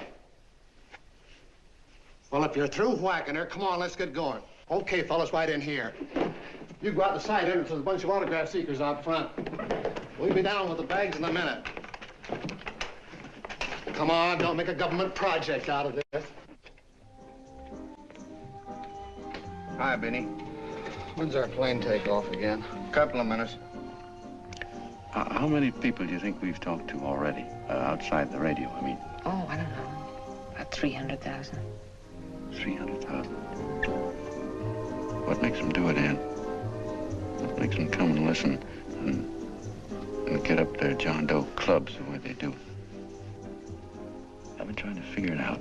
Look, John, what we're handing them are platitudes. Things they've heard a million times. Love thy neighbor, clouds have silver linings, turn the other cheek. It's just a... Yeah, I heard them a million times, too, but there you are. Maybe they're like me, just beginning to get an idea what those things mean. Yeah, I never thought much about people before. They were always just somebody to fill up the bleachers. And the only time I worried about them is when they didn't come in to see me pitch. You know, lately I've been watching them when I talk to them. I could see something in their faces. I could feel that they were hungry for something. You know what I mean? Maybe that's why they came. Maybe they're just lonely and wanted somebody to say hello to. I know how they feel. I've been lonely and hungry for something practically all my life.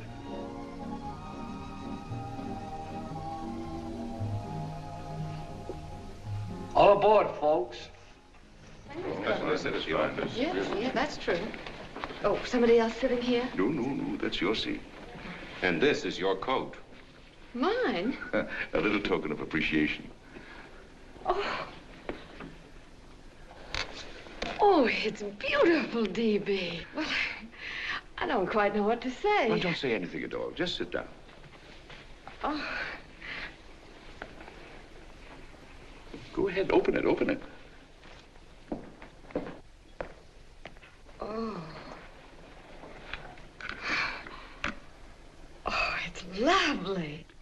contract goes with it.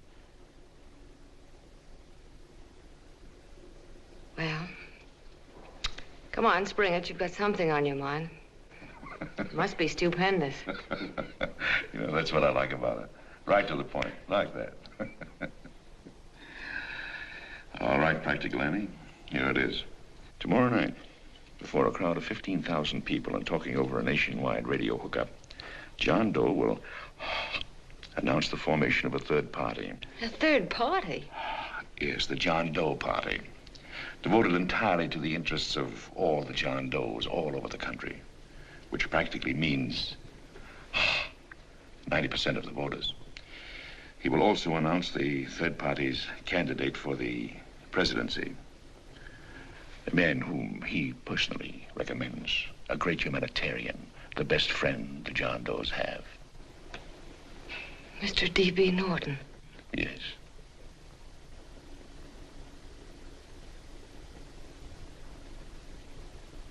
Wow.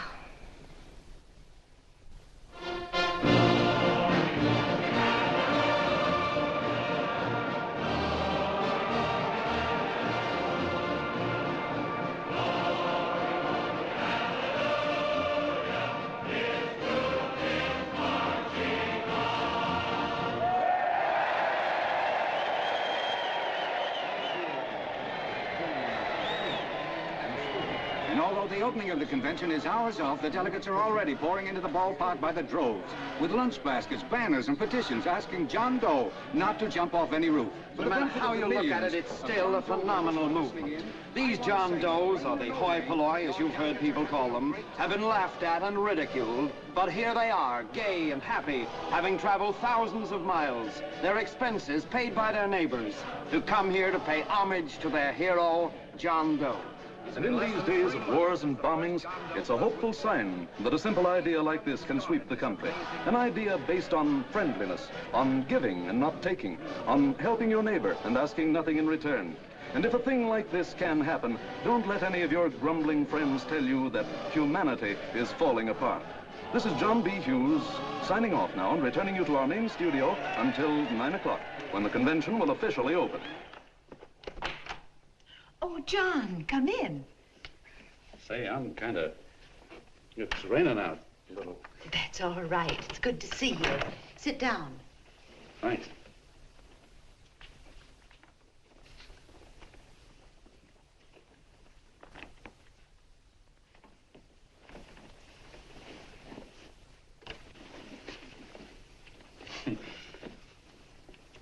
It's for Anne. Oh, how nice. Thank you very much. Flowers. I'm terribly sorry she isn't here. She isn't? No, she just left. I'm surprised you didn't run into her. She went over to Mr. Norton's house. Oh.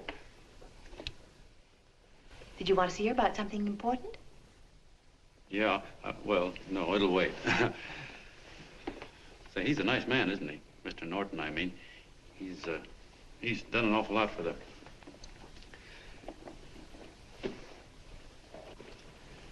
Well, say, my coat's pretty wet. I'm afraid I might have wet the couch a little.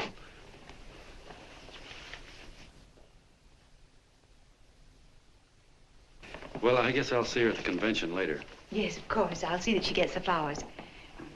Thanks. Good night, Mrs. Mitchell. Good night, John.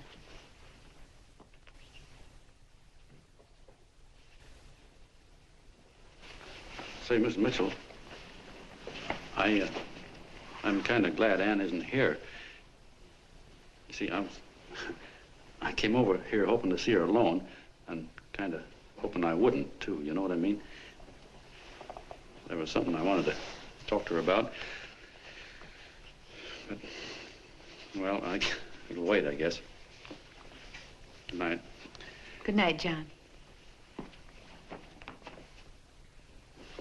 Say, look, Mrs. Mitchell, have you ever been married? Oh, I'm sure you have. Gosh, that's pretty silly. I guess you must think I'm kind of batty.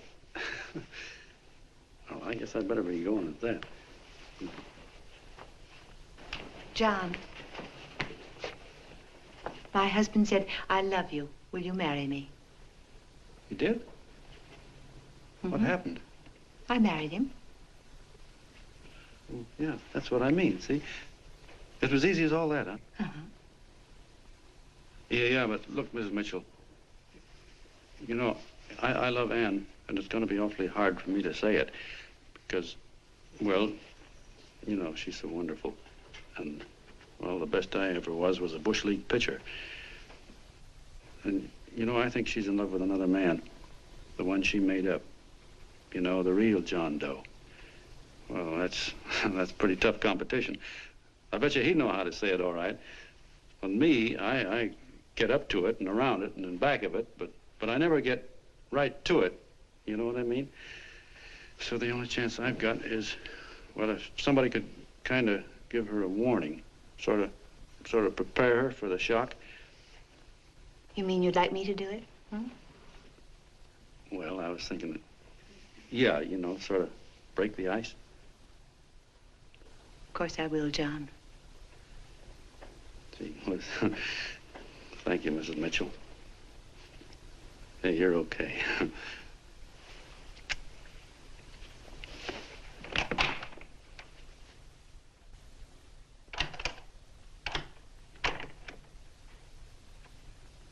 This John Doe meeting is going to be one of the biggest things that ever happened. Why, they're coming from all over. Trains, boxcars, wagons. Look out! Hello, bodyguards. Hey, had your dinner yet? Not yet. Oh, that's all right. Well, look, no, go ahead and have your dinner. Wait a minute, John.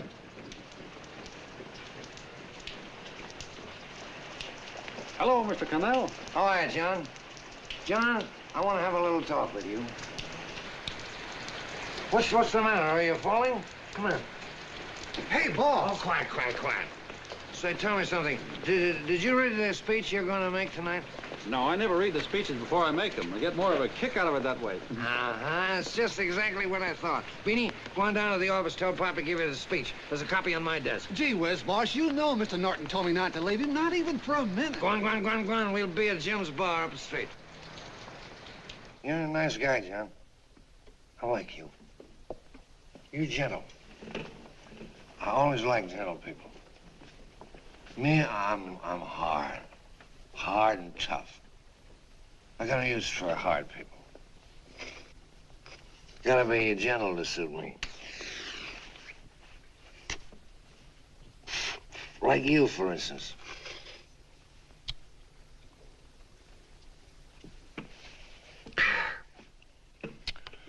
Yep, I'm hard. But you want to know something? I've got a weakness. Never guess that, would you? Well, I have. Want to know what it is? Star-Spangled Banner. Screw you, huh? Well, maybe it is, but play the Star-Spangled Banner. I'm a sucker for it. Always gets me right here. Know what I mean? Yeah, it gets me right back here. Oh, back there, huh? Well, every man to his own taste.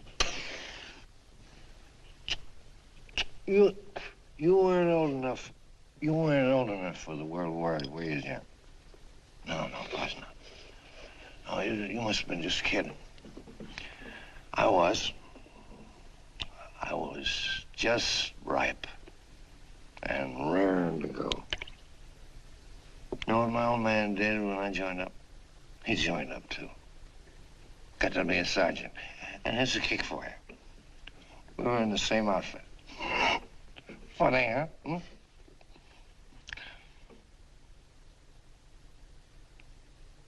He was killed, John. I saw him get it. I was right there, and I saw it with my own eyes.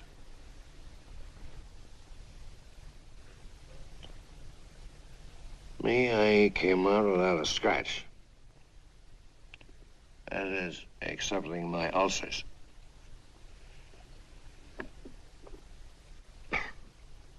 I should be drinking milk, you know. This stuff is poison. Hey, Tubby. Yes, Mr. Connell? What do you say, huh? All right. Yep, I'm a sucker for this country. I'm a sucker for the Star-Spangled Banner, and I'm a sucker for this country. I like what we got here. I like it. A guy can say what he wants and do what he wants without having a bayonet shoved through his belly. And that's all right, isn't it? You betcha. Yeah. Well, we don't want anybody coming around changing that, do we? No, sir. No, sir.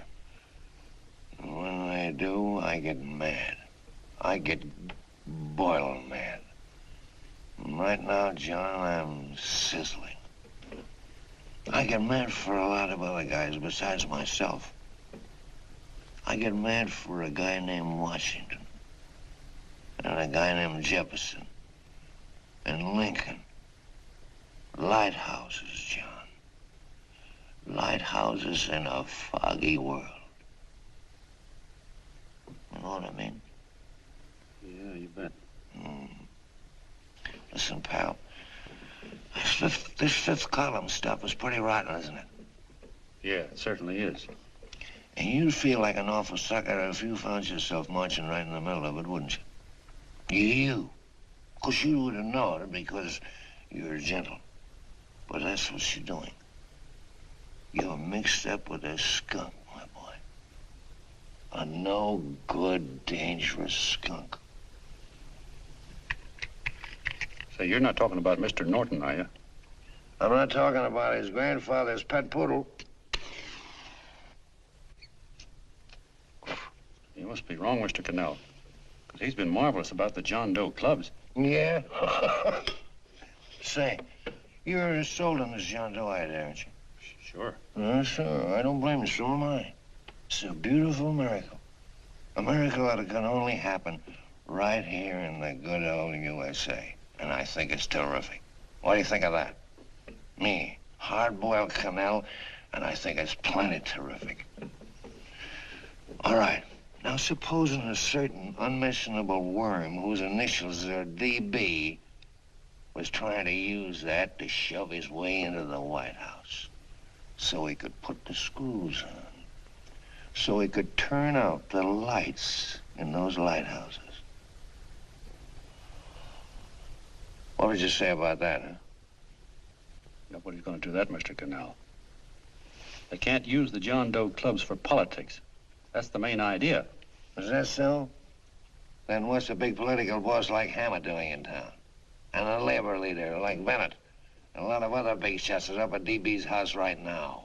Wolves, John. Wolves. Waiting to cut up the John Does. Wait till you get a gander at the speech you're going to make tonight. You're all wet. Miss Mitchell writes those speeches. Nobody can make her write that kind of stuff. They can't, huh? Who do you think writes them? My Aunt Emma? I know she writes them. And gets a big bonus for doing them, too. A mink coat and a diamond bracelet. Don't write them. Why, that gold-grabbing dame would double-cross her own mother for a handful of Chinese yen. Shut up. If you weren't drunk, I'd... Hey, boss. Here's the speech, boss. Hey. Go on and read it, John, and then start sucking. Hey, wait a minute, Mr. Doe. Tubby? Yes, sir. Better bring me a glass of milk. I'm smoking too much. Yes, Charlie? Got everything all set? Fine. John Doe been taken care of? Good. How many people do you think will be there? 15,000? Oh, my, that's fine. Now, listen, Charlie. As soon as John Doe stops talking about me, I want you to start that demonstration. And make it a big one, you understand? Don't worry about that, DB. My boys are there. They'll take care of it. What? Yes, I'll be there 15 minutes after I get your call. Why, Mr. Doe. Where are they? In the dining room, sir.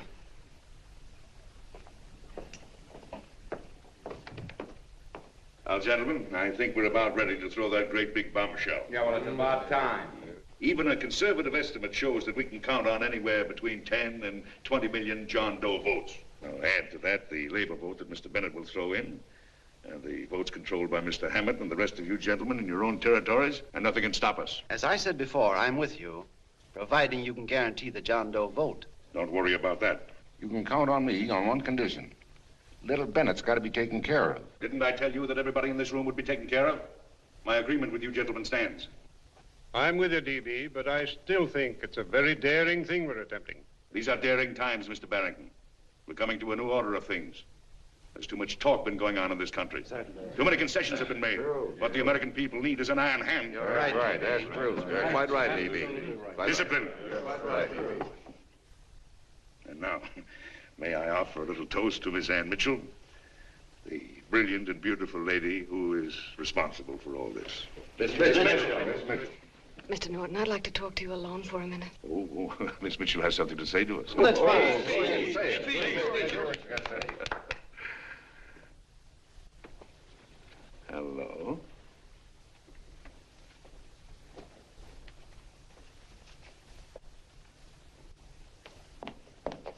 John, I'm so glad to see you. I was terribly worried. Did you write this? Yes, I did, John, but I had no idea what was going on. You didn't? No. That's a swell bracelet you're wearing. John, why aren't you at the convention?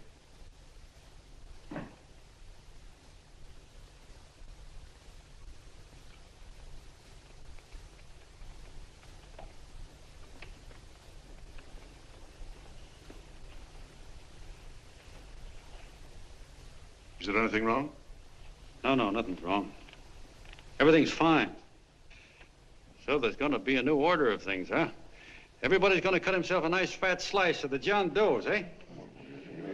You forgot one detail, Mr. Big Shot. You forgot me, the prize stooge of the world. Why, if you or anybody else thinks he's going to use the John Doe clubs for his own rotten purpose, he's going to have to do it over my dead body. Oh, hold on a minute, young man. Hold on. That's rather big talk. I started the John Doe clubs with my money. And I'll decide whether or not they're being properly used. No, you won't. You're through deciding anything. And what's more, I'm going down to that convention and I'm going to tell those people exactly what you and all your fine feathered friends here are trying to cook up for them. And I'm going to say it in my own words this time. Stop it, Stevie. Stop it. You ruined us, Stevie. Wait a minute, fella. My uncle wants to talk to you. Listen to me, my son. Before you lose your head completely, may I remind you that I picked you up out of the gutter and I can throw you right back there again? You've got a nerve accusing people of things. These gentlemen and I know what's best for the John Does of America, regardless of what tramps like you think. Get off that righteous horse of yours and come to your senses. You're the fake. We believe in what we're doing. You're the one that was paid the 30 pieces of silver. Have you forgotten that? Well, I haven't. You're a fake John Doe, and I can prove it. You're the big hero that's supposed to jump off tall buildings and things. Do you remember? What do you suppose your precious John Does will say when they find out that you never had any intention of doing it, that you were being paid to say so? You're lucky they don't run you out of the country. With the newspapers and the radio stations that these gentlemen control, we can kill the John Doe movement deader than a doornail. We'll do it, too, the moment you step out of line. Now, if you still want to go to that convention and shoot your trap off, you go ahead and do it.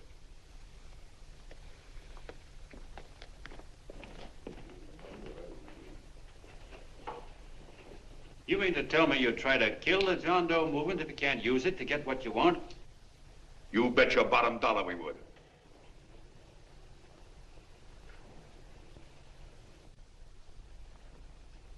Well, that certainly is a new low. I guess I've seen everything now. You sit there back of your big cigars and think of deliberately killing an idea that's made millions of people a little bit happier. An idea that's brought thousands of them here from all over the country, by bus and by freight and jalopies and on foot, so they could pass on to each other their own simple little experiences. Why, look, I'm just a mug and I know it, but I'm beginning to understand a lot of things. Why, your type's as old as history. If you can't lay your dirty fingers on a decent idea and twist it and squeeze it and stuff it into your own pocket, you slap it down. Like dogs, if you can't eat something, you bury it. Why, this is the one worthwhile thing that's come along. People are finally finding out that the guy next door isn't a bad egg. That's simple, isn't it? And yet a thing like that's got a chance of spreading till it touches every last doggone human being in the world, and you talk about killing it. Why, when this fire dies down, what's going to be left? More misery, more hunger, and more hate. And what's to prevent that from starting all over again? Nobody knows the answer to that one, and certainly not you with those slimy, bollocksed-up theories you got. The John Doe idea may be the answer, though. It may be the one thing capable of saving this cockeyed world. Yet you sit back there on your fat hulks and tell me you'll kill it if you can't use it. Well, you go ahead and try. You couldn't do it in a million years with all your radio stations and all your power. Because it's bigger than whether I'm a fake. It's bigger than your ambitions, and it's bigger than all the bracelets and fur coats in the world. You bet it is, John. And that's exactly what I'm going down there to tell those people. A minute, you ungrateful rat. My uncle's been too good. He's getting away. Give me the bullet. John! I've always told you, D.B., you're playing with dynamite. Which way? All right, now, girl, get away. Before he gets through tonight, he'll ruin us all. I'll stop him cold. Don't worry, I've been ready for this. John! Oh, John, please listen to me. Please, I can explain everything, John. I didn't know what they were going to do. Let me go with you, John. John, please. Go ahead, driver. Ballpark. Explain it to you, John. Please let me go with you. Please. John! Mr. Martin wants to see you. Listen to me, Mayor Lovett. You do as I say. I want them both arrested. You tell the police department to pick up Cannell. I've got the girl here. I've got the bullet. I don't care what you charge him with. If you're worried, let him go in the morning, but keep him in jail overnight. Hello, Bulletin. Put that wire on.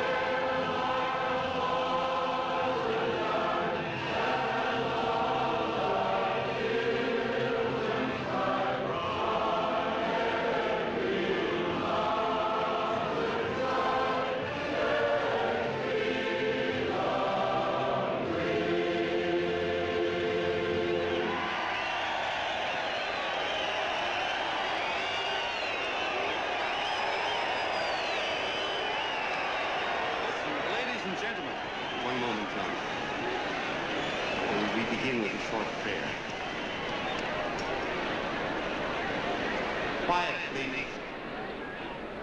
Ladies and gentlemen, let us have a moment of silent prayer for the John Does all over the world, many of whom are homeless and hungry. Rise, please. Everybody rise.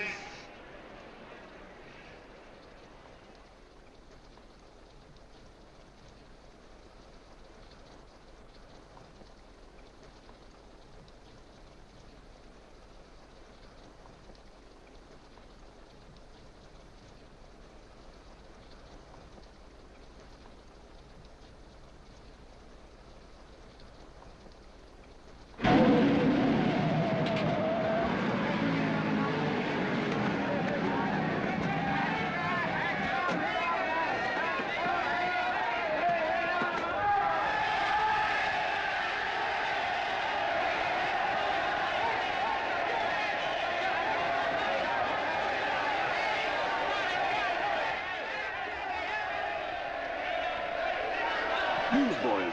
Hundreds of yelling newsboys are swarming into the park like locusts. They're yelling John Doe's a fake. Fake.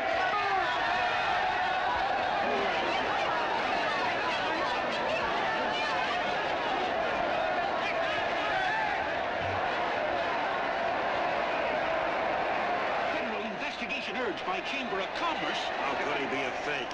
It must be some kind of a gag. A what? A gag. A gag.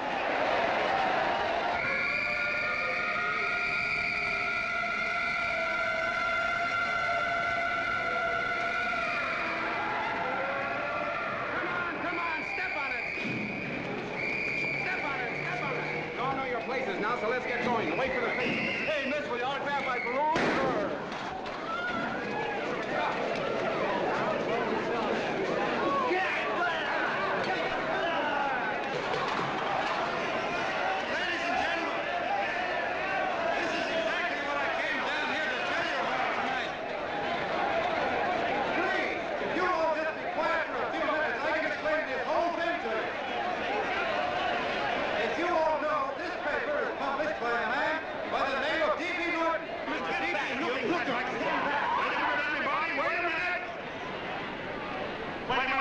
Gentlemen, my name is D.B. Norton. You all know me. I accuse this man of being a faker. We've been taken for a lot of suckers, and I'm the biggest of the lot. I spent a fortune backing this man in what I believe to be a sincere and worthy cause, just as you all did. And now I find out it's nothing but a cheap racket cooked up by him and two of my employees for the sole purpose of collecting dues from John Does all over the country. That's a lie. It's not a lie. Nickels and dimes to stuff into their own pockets. You can read all about it in the newspapers there. That's a lie. Listen, Don't believe what... This man had no intention of jumping off the top of a building. He was paid to say so. Do you deny that? That's got nothing to do with it. Were you paid for it or weren't you? Yes, I was paid, but there happened... And what about the suicide note? You didn't write that either. What difference Did you write it or didn't you? No, I didn't write it. Now, you bet your life you didn't. You look in your papers, ladies and gentlemen, and you'll find Miss Mitchell's signed confession that she was the one who wrote it. Listen, folks, it's a fact that I didn't write the letter. There, you see, he admits it. You're a fake, John Doe. For what you have done to all these good people, they ought to run you out of the country. And I hope they do it.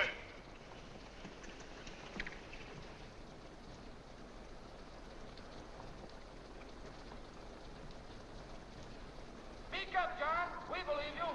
Please, listen, folks. Now that he's through shooting over his face, I've got a couple of things to tell you about. Come on, the rest of you get in here and riot. Break this crowd up. Come on. I'm sorry, folks, but we can't hear him anymore. Something's gone wrong with the loudspeakers. John Doe's a fake! Boo! They can't hear me. Boo! This thing's not working. Ladies and gentlemen.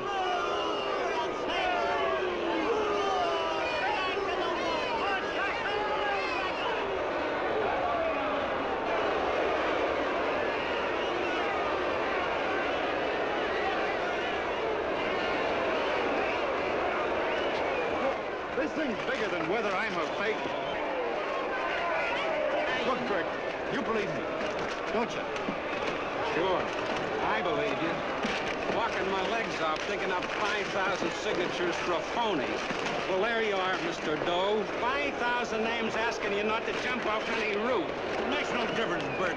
The idea's still good. We don't have to give up our club. Yeah, well, you can have it. They're starting to throw things. Somebody's going to get hurt. I'm afraid it'll be John Doe. Listen to that mob. I'm gonna go to him. All right, lady. Hey, what's your order? Oh, let me go. I want to go to him. Oh, please. Please let me go. They're crucifying him. I can help him. Sorry, sister. We got orders to hold. Oh, it's from who? Can't you see it's a framer?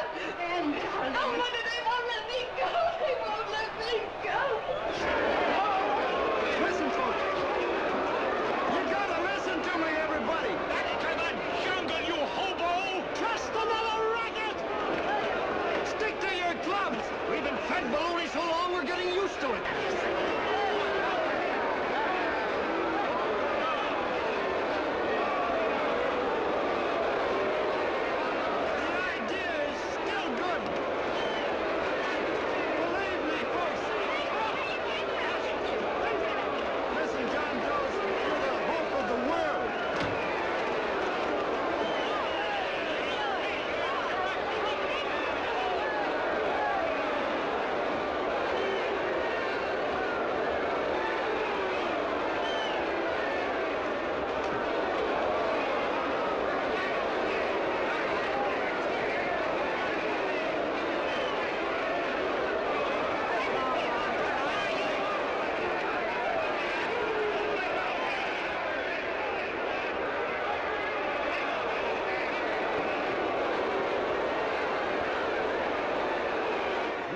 Managed to get him out of the park.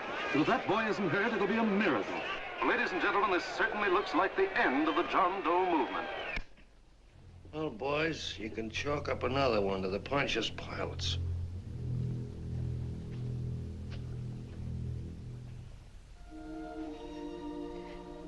I should have been there.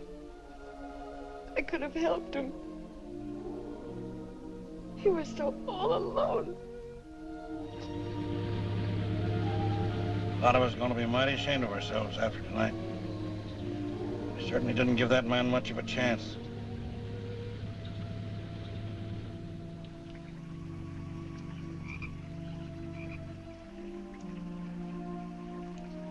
Have some more coffee, Long John? No thanks, Carl.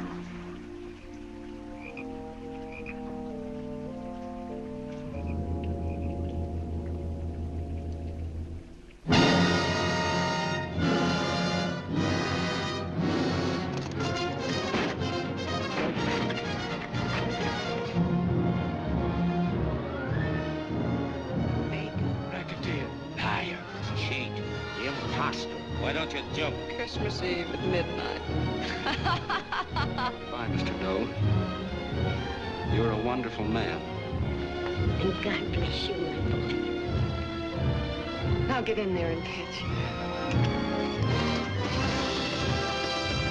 You're a fake John Doe, and I can prove it. You're the big hero who's supposed to jump off tall buildings and things. Do you remember?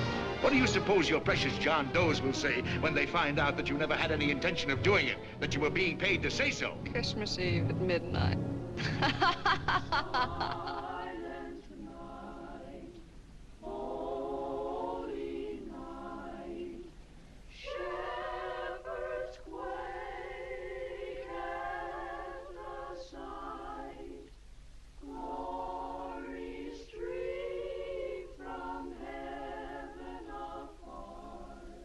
Merry Christmas, son. Merry Christmas.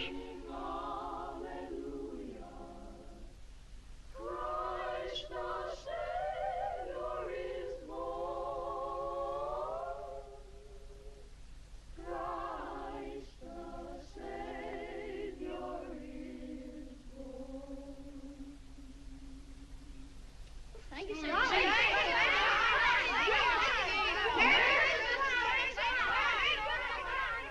Who? John Doe. Is that screwball still around? Dame's been calling all day. Sure, I know. Yeah, at midnight, huh? Okay, lady. We'll have the place surrounded with nets. They're laughing at me.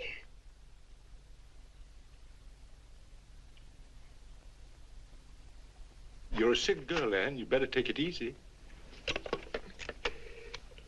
Whom are you calling now? You called that number not 10 minutes ago. Hello, Mr. Cannell. Have you seen him yet? Have you... Now listen, Ann, he can't possibly get in without our seeing him. I'm watching the side door and the colonel's out front, so stop worrying. Oh. Thank you.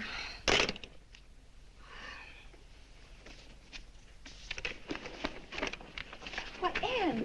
Anne, don't be foolish. If this isn't the craziest, the battiest, the looniest wild goose chase I ever heard of. Oh, shut up, Bert. Sourpuss is right. Yeah, well, if he is, I'm a banana split. That man is going to be on that roof. Don't ask me how I know. I just know, and you know it as well as I do. Sure. I'd like to believe in fairy tales, but a guy that's a fake isn't going to jump off any roof. I don't think he was any fake, not with that face. And anyway, what he stood for wasn't a fake. Okay, honey, okay.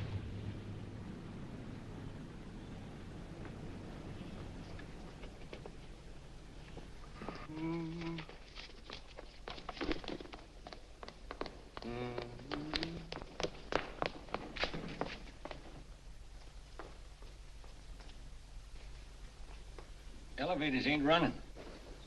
Colonel, You shouldn't have got out of bed, miss. has he been here?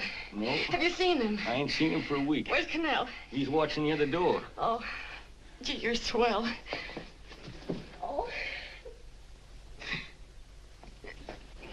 No sense in going up there. I've been here for hours. He ain't here. Let me go, will you? Now, that's crazy. It's 14 floors.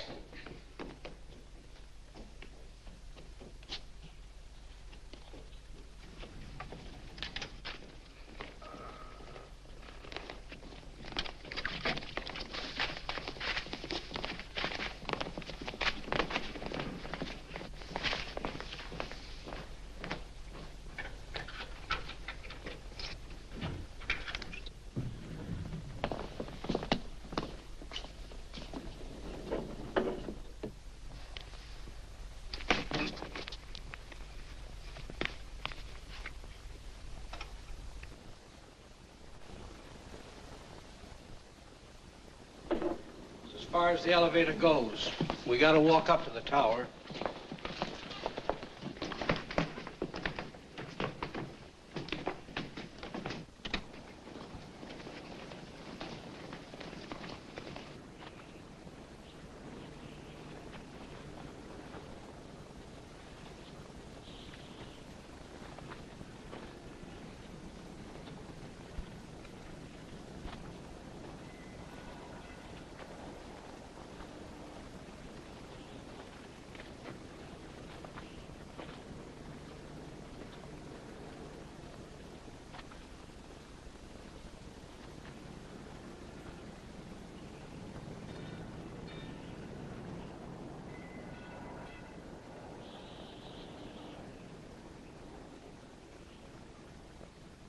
That tramp was probably full of Christmas cheer and asleep in some flop house.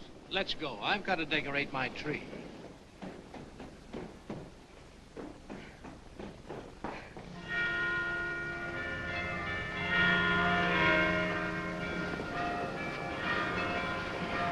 Well, I give up. I don't know what gave us the idea that we'd attempt anything like this. I guess you're right. I'm afraid the joke's on us. Let's go. I hope nobody finds out we've been here.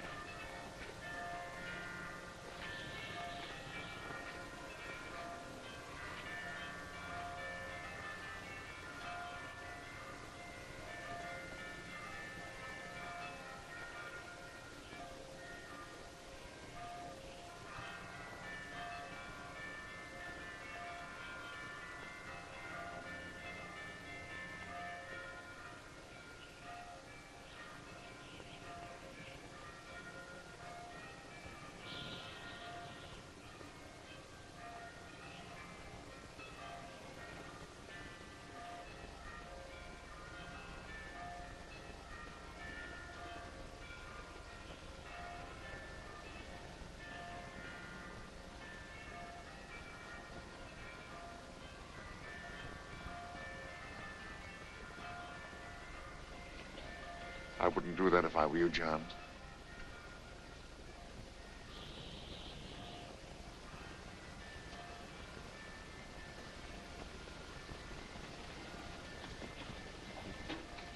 It'll do you no good. The mayor has policemen downstairs with instructions to remove all marks of identification you may have on your person. You'll be buried in Potter's Field and you will have accomplished nothing.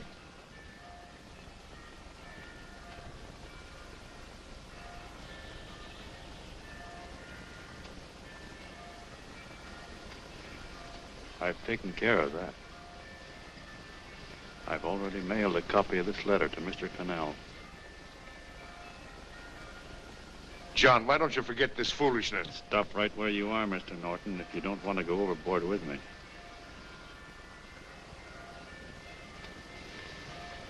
I'm glad you gentlemen are here. You killed the John Doe movement, all right. But you're going to see it born all over again.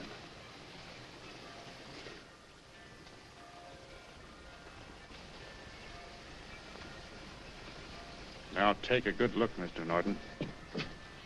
John! John! Oh, John, no, I won't let you. I love you, darling. Oh, please. Please don't give up. We'll start all over again. Just you and I. It isn't too late. The John Doe movement isn't dead yet. You see, John, it isn't dead or they wouldn't be here. It's alive in them. They kept it alive by being afraid of. That's why they came up here. Oh, darling. Sure, it should have been killed. It was dishonest. But we can start clean now. Just you and I. It'll grow, John, and it'll grow big because it'll be honest this time. Oh, John, if it's worth dying for, it's worth living for. Oh, please, John. Oh. Oh, please, please, God, help me. John, look at me. You want to be honest, don't you? Well, you don't have to die to keep the John Doe idea alive. Someone already died for that once. The first John Doe. And he's kept that idea alive for nearly 2,000 years. It was he who kept it alive in them. And he'll go on keeping it alive forever and always. For every John Doe movement these men kill, a new one will be born. That's why those bells are ringing, John. They're calling to us. Not to give up, but to keep on fighting, to keep on pitching. Oh, don't you see, darling? This is no time to give up. You and I, John, we... Oh, no. No, John. If you die, I want to die, too. Oh, I love you. Oh, John.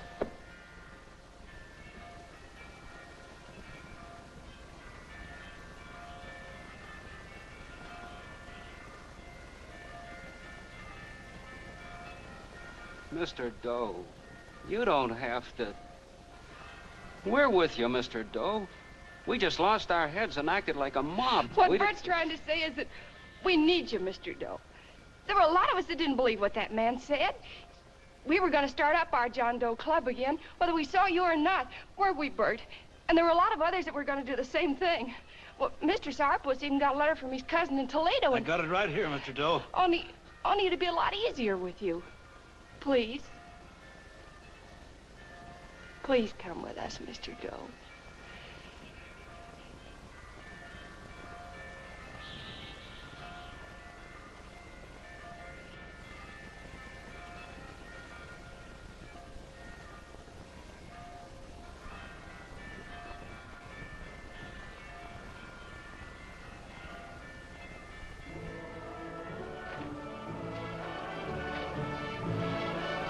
Long John. Mr. Doe. Here, we'll help you with her. She'll be all right. Mr. Doe, take her right down to the car. And right up. Look, we got a car right down to her. They are Norton, the people. Try and lick that.